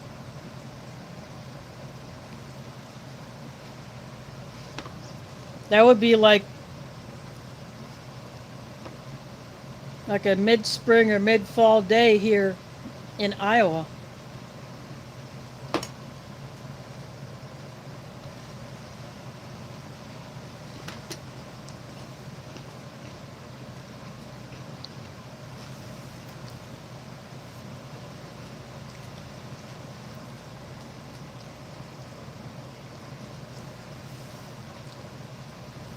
Yeah, I watch a channel called Scotty's Gone Walkabouts, and sometimes in his videos, he will wear shorts when he hikes to the place where he's going to camp or where he's going to fish, and then when he gets to where he's going to camp, then he'll put pants on and maybe throw an extra layer on over his t-shirt. Sorry, brief disconnect. I do apologize for that. At least it's very brief. Some may not even notice it. But yeah, I enjoy Scotty's Gone Walkabouts. I think there's another one called Australia Bushcraft and Survival or something like that. I enjoy watching that channel, and he does more of instructional type, kind of like Dave Canterbury or some of the other survival instructors here in the U.S. Yeah, he shows how to use native plants for different purposes, such as herbal medicine, or to make cordage out of, or for tinder, or to make a container out of.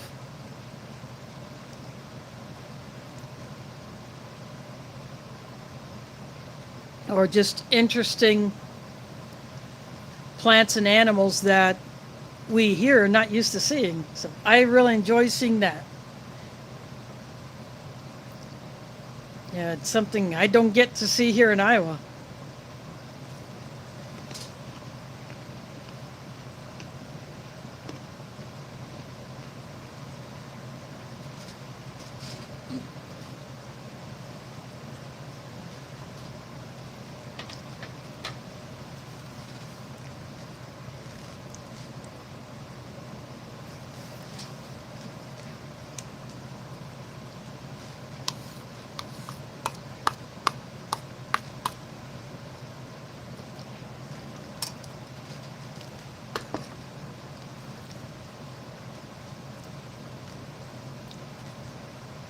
I like to watch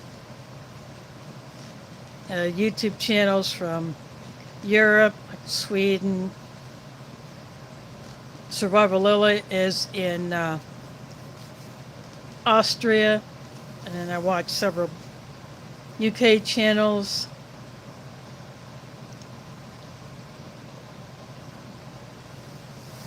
And some Canadian.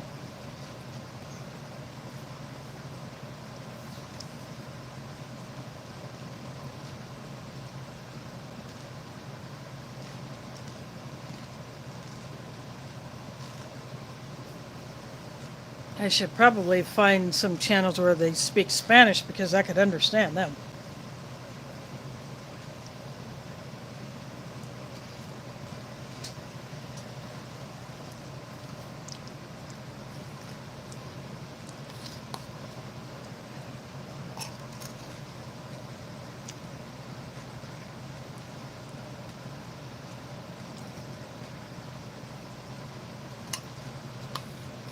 Yeah, I definitely recommend this pudding. It just tastes like your average instant pudding.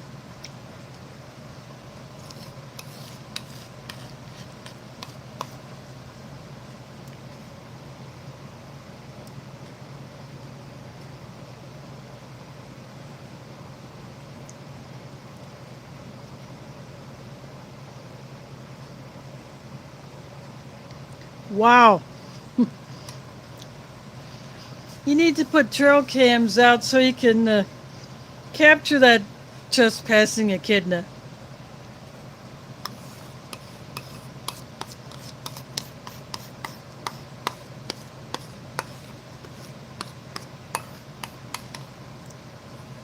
Yeah, Alaska Granny put up trail cams around not only the house that she lives in, but her off-grid cabin that she calls Granny Camp. She puts trail cameras out there to capture any wildlife that might come around. She's seen bears, she's seen moose.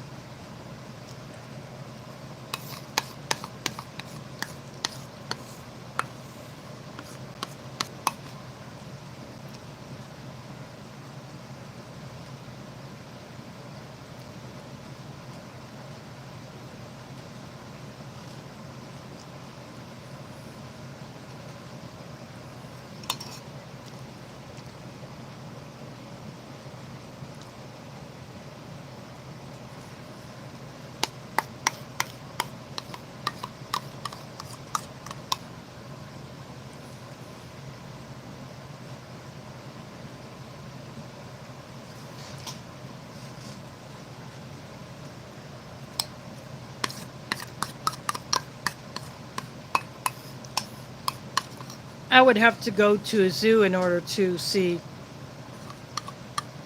animals like that.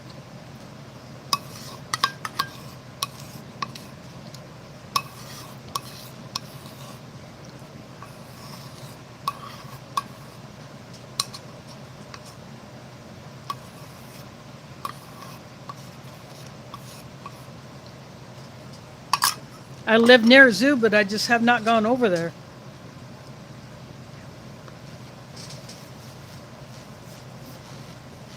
I've been to one in Omaha, Nebraska, but I've never been to the one here in Des Moines, and I should. I need to do that. There's my crusher in the house. It was. I'm just down to my coffee and my lemon lime electrolyte drink.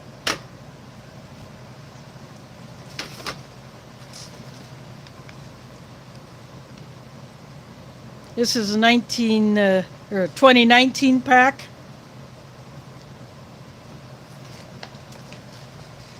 I wish Warnock would put date codes on their bags, but they don't.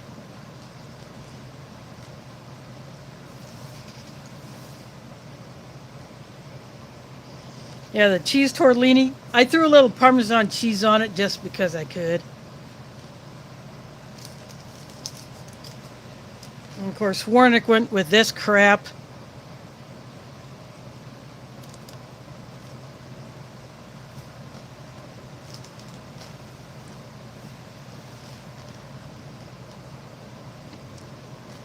But I don't throw those away. I save them for people who need them. I camp with diabetics.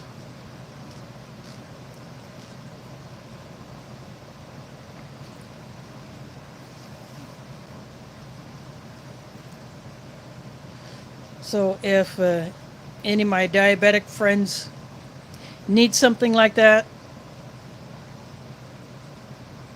I will have them available. I don't have this one that's basically the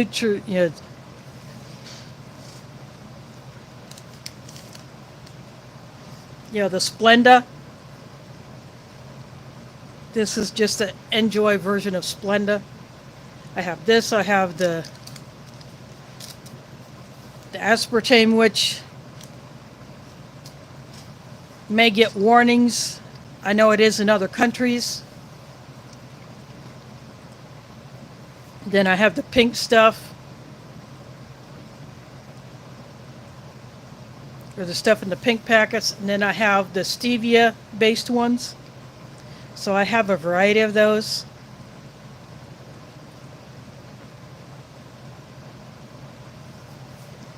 So if I need to give them to someone who has to use them, I can do that.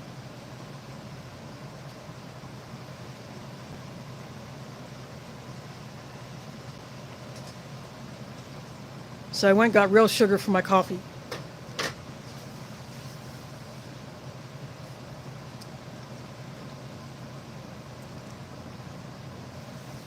But next week I am going to pull out one of the two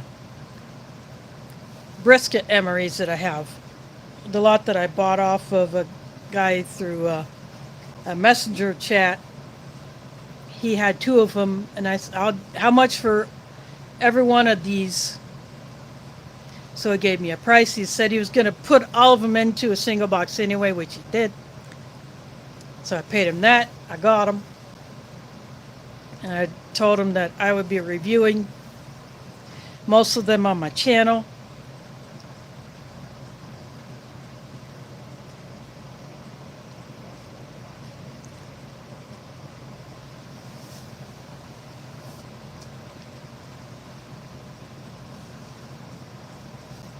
So I've gotten into two of them so far.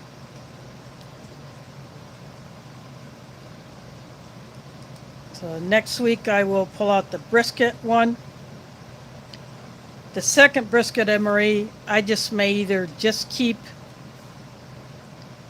sealed up as an emergency meal, or I just may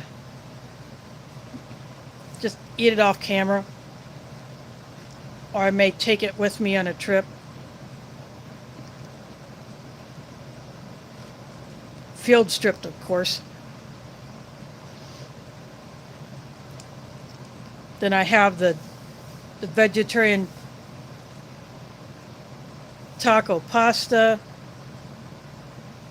and I got the HDR, that's a menu 2. So the week after next, I will pull one of those two out. And of course, last night, Smokey said that he is going to put together a package for me.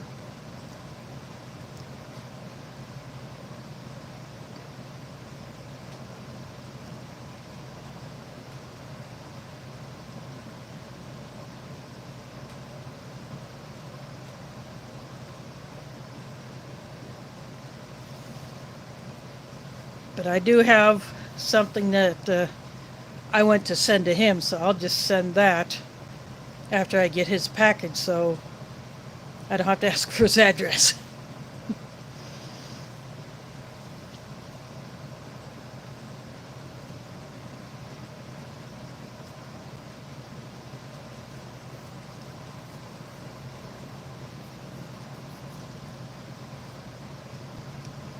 But he would probably toss in a complete ration, among other things.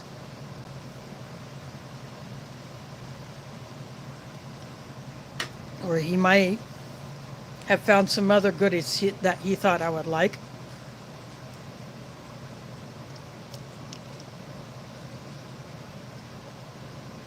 By the way, his channel, he got it remonetized. So he should be able to start earning revenue on all of his previous live streams that have been saved. And he does plan on doing some video shooting pretty soon.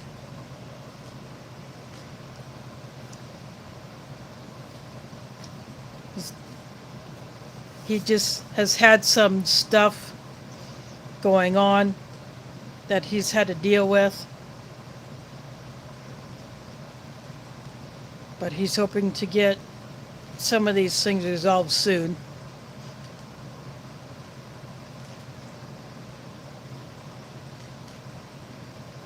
But if anybody goes to his streams and wants to drop a super chat, you can do that. And he did get one or two of them last night.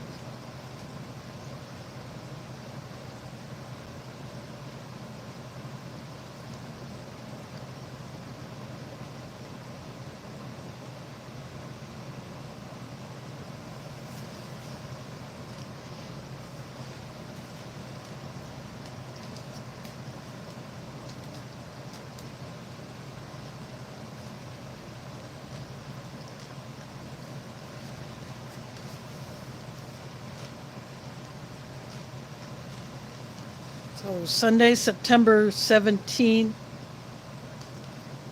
I may not be live. It all depends on when I get back from the powwow. And of course, the day my younger nephew gets married is a Sunday.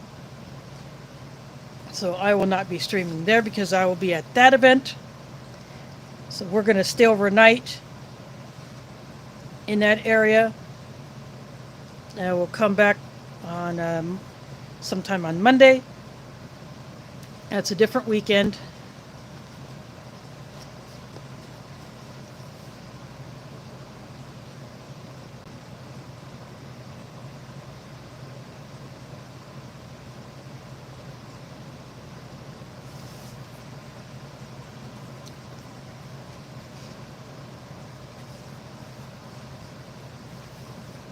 And of course, I will be on the hunt for additional rations to add to my stash. Plus, I have entrees and a few sides that I can throw together.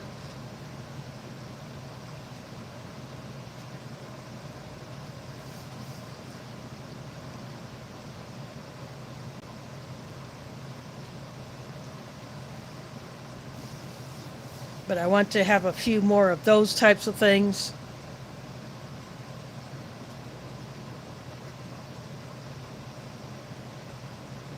So I can make additional complete meals.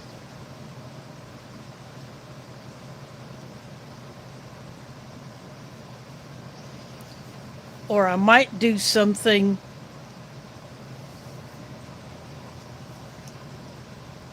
that may not be completely from a ration. I may say, I have the Minotaur Trading Company Arizona chili. That's a vegetarian chili, but I could have a little fun with that.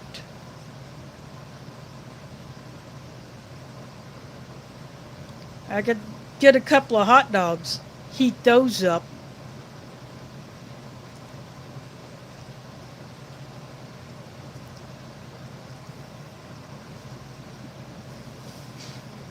and pour the prepared chili on top of that. Or I could cut the hot dogs up, put them in the pouch with the dried chili ingredients, and then add the hot water and then mix it up that way.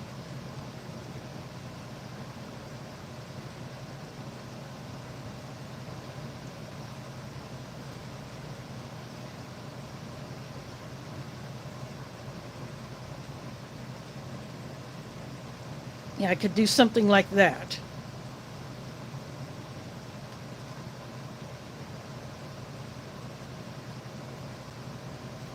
Or I could get an individual, like, instant rice cup.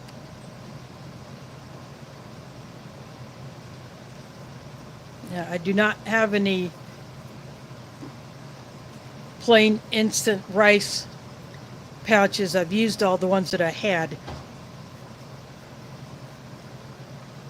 Or I could just get a box of the minute rice and then just portion that out and then use some of that.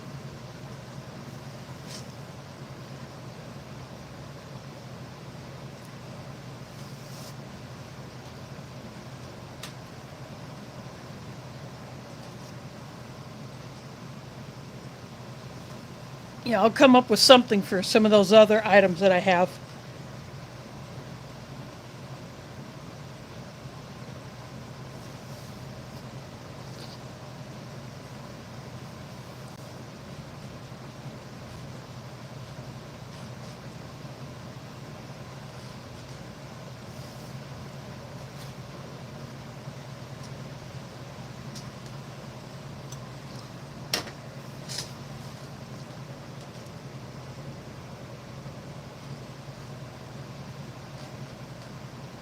But something like that will probably come up in September.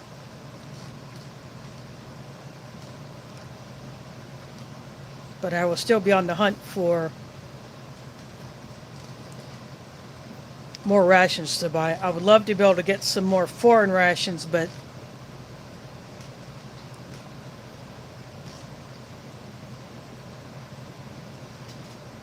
that can be hit or miss with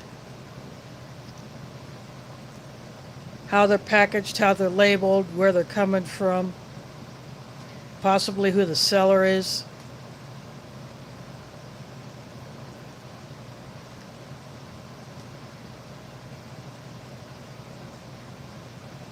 I just might have to see if Delicious can hook me up with something that he can get easily in Poland, where he's at.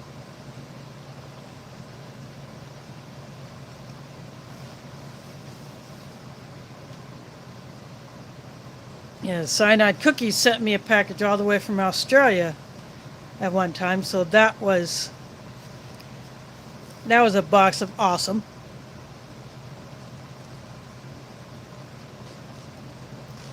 Yeah, he's always hook and smoke you up with some good stuff, some unique finds.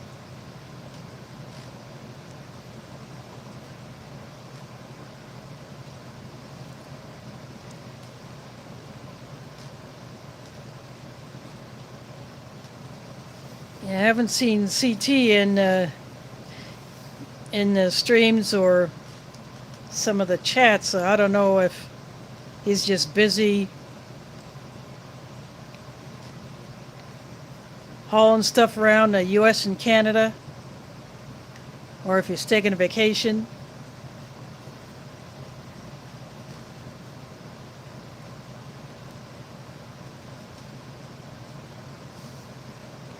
Or what's going on, so hope to see him around soon.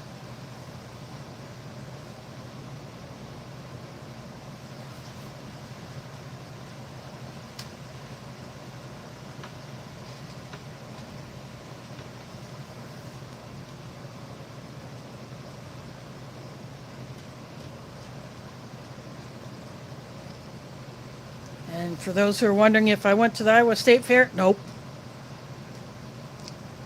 I haven't gone since 2019.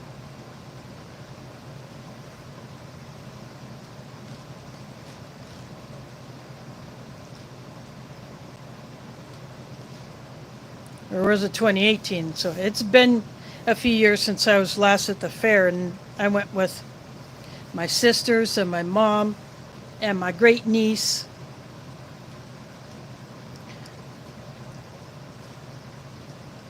And we went around to all the places that we thought she would enjoy.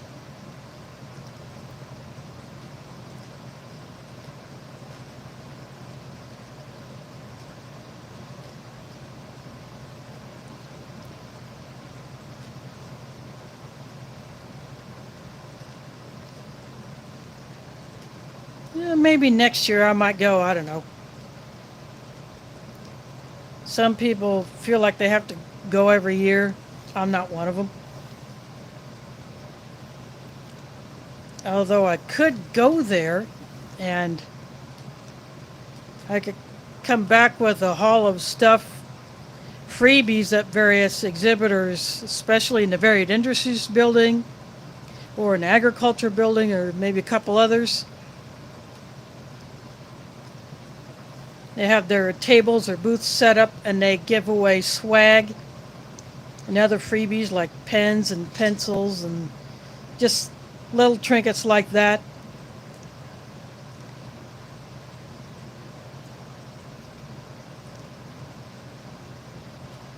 You work your way around a place like that,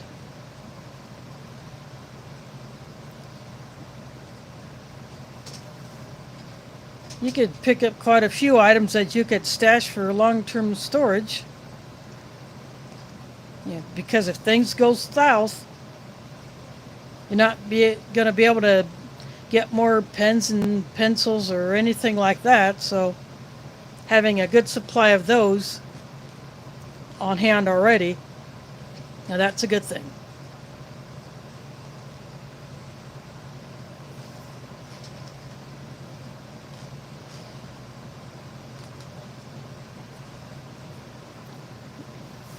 So in the past, I've done that when I went to job fairs where the different employers would have things like that. I used to pick up a notepad or a pen or a pencil or something like that from every one of them that I hit.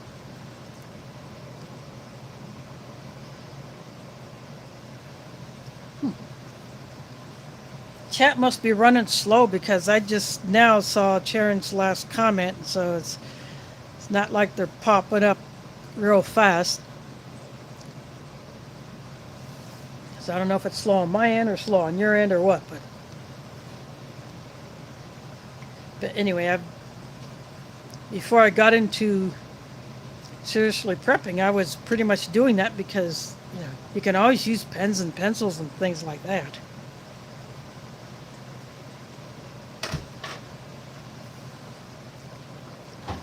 In fact, when one of the local colleges does a mini health clinic at my mosque where medical students get to practice doing various tests like checking blood sugar, checking hemoglobin, checking your cholesterol, just simple things like that they're learning how to do. They get to practice. They come to the mosque and they will do that to anyone who wants to have that done. Plus there is the doctor that is their leader, kind of their guide.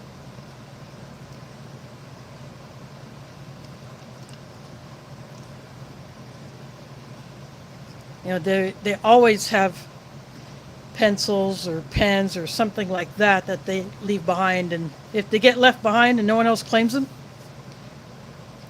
I take them. So I picked up a few that way, and of course every time I go to the Transit Rider Advisory Committee meeting,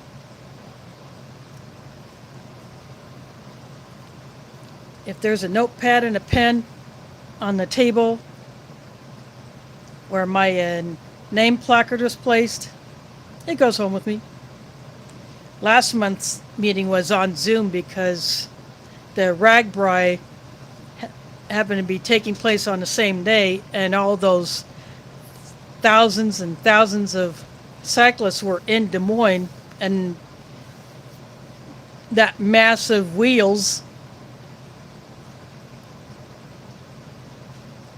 was interfering with bus traffic, so it was decided that the meeting would be on Zoom. So I didn't get to have a free lunch, but that's okay. It worked out. Even though I had some issues trying to get my audio going on the Zoom so I could hear them and they could hear me, but but this time it will be at the DART station for those that want to attend in person or who can. And of course, anyone who can't attend in person can always connect on Zoom or just call in on a specific phone number and do it that way. But yeah, if there's swag on the table. I picked up another one of those emergency ponchos in a little plastic container. That was there by my name placard. And someone is putting the Lifesavers candies there. I don't eat them. If they're the white mint type, like the spearmint, the peppermint, or the wintergreen one, those get added to my stash of hard candies that I save for long-term storage, because they are the type that will not melt like, say, the Fruit Lifesavers or the Jolly Ranchers or any candies like that.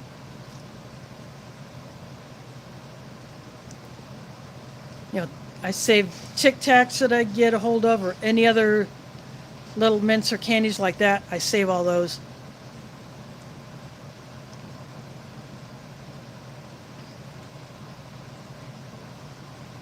Or those little mini tins of Altoids, I have a few of those in my stash. So yeah, those Lifesavers will just get tossed into a Ziploc bag, which is then put inside of another Ziploc bag.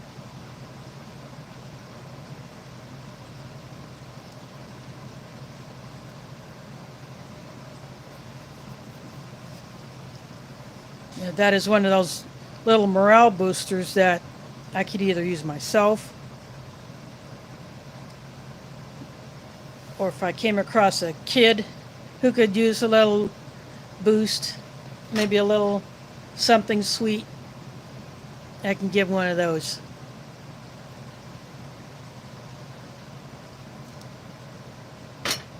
So that's why I save those types of candies.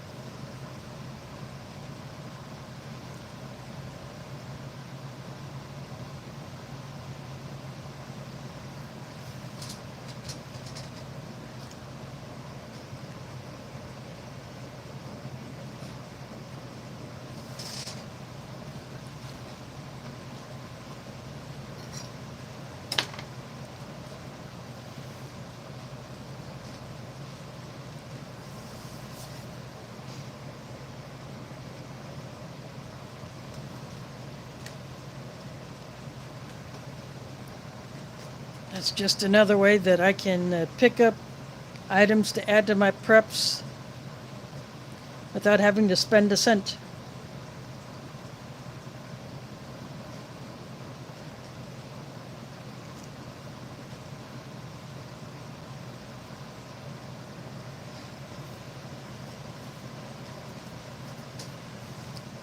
And during the multicultural powwow, one of the last things that they do a giveaway for all of the first. Each group of volunteers or presenters will get called to enter the circle and pick up an item that is put down there.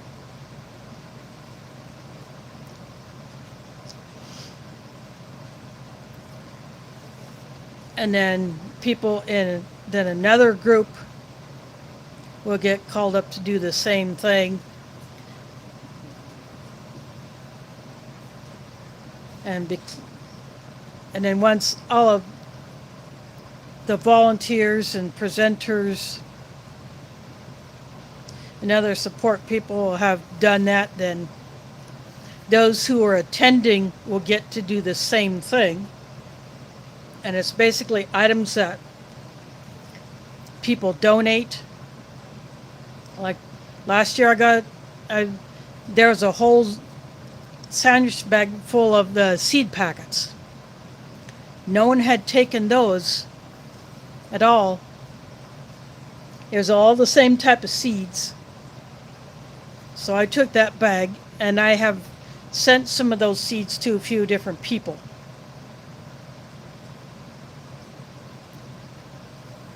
And of course, I still have more of those packets. It was all the same type of seed, but I sent them to a few different people who either going to grow them or they haven't yet, or they are, or I sent some to Joe Garden State Gardener, and now I told him you can give those away during your Sunday Fun Day streams if you want. So I sent him several of those, and I kept a few for myself.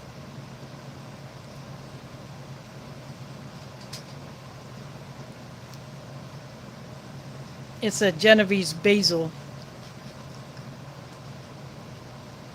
So it's a different type of basil than a burpee basil that I've got out on my deck now.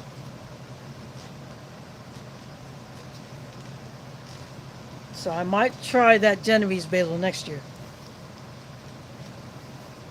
But then I have picked up items in the past that would be good prep items. Like there was a package of the giant vacuum bags, like you can put blankets or sweaters or towels in.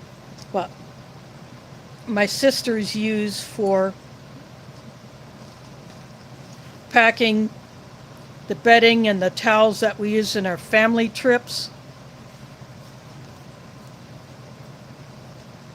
The way they do it is it's bedding and towels that are only used for the annual camping trip to the cabins.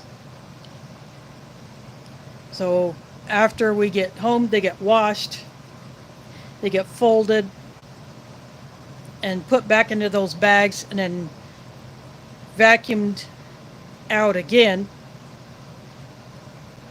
and they're stored in a tub until the next trip. And that, because all the air is taken out, they're flatter to pack, they take up less space.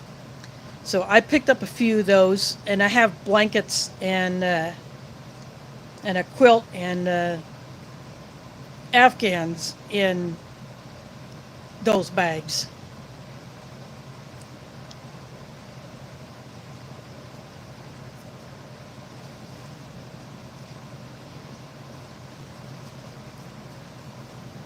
And of course, another year I picked up one of those infuser pitchers that has a little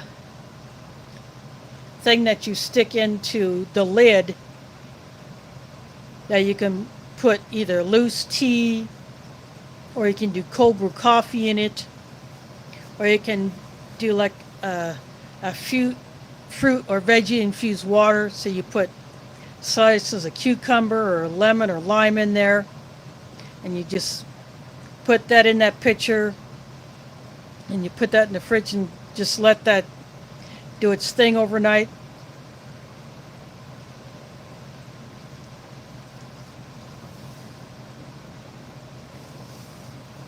So it's different things like that that I have found. And I think 2 years ago, in 21, I got a hold of one of those older style, like they're connected science type cards.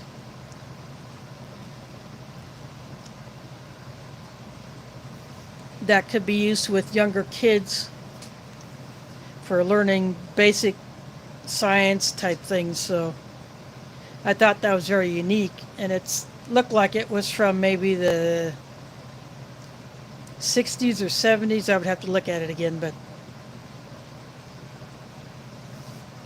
that thing is pretty cool.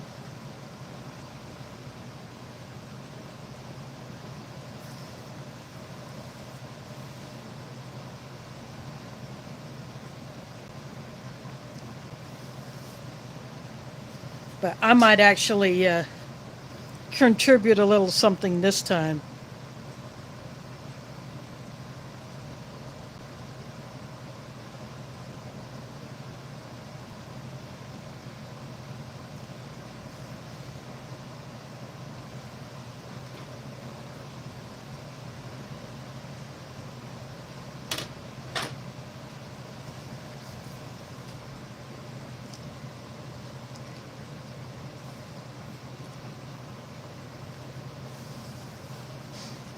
I could possibly get a few of some of the inexpensive Olight keychain lights.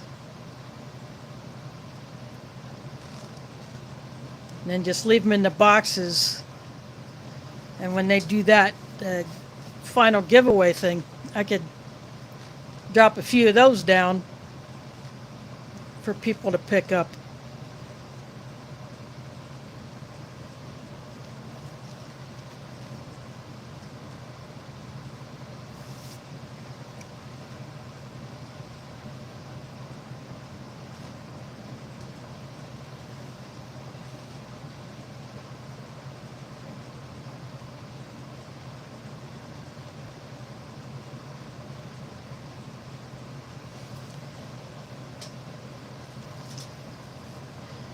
But whatever I do come away with when I get home, I'll do a video on what I do come home with.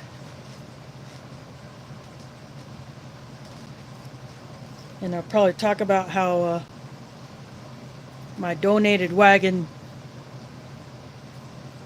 got used. As I said at the beginning, I know they will definitely appreciate having it. They know it's coming.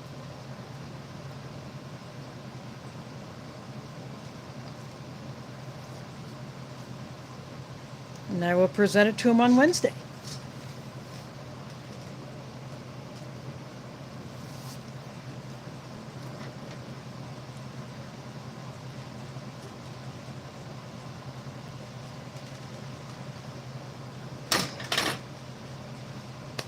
Well, so much for that drink.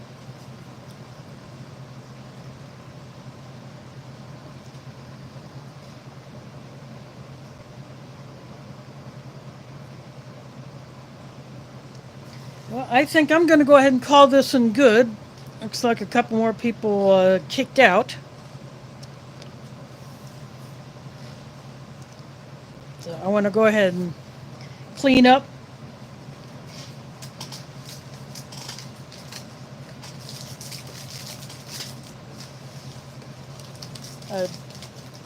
Put away all these things that I did not use.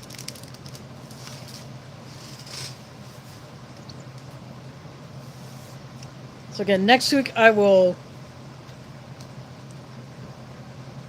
get one of the 2 brisket MREs out.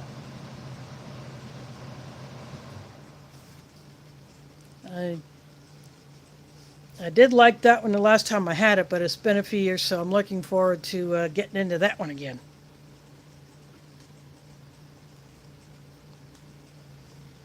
But I do want to thank you all for hanging out with me tonight. Hope to see you again next week. Thanks for watching, and catch you on the flip side.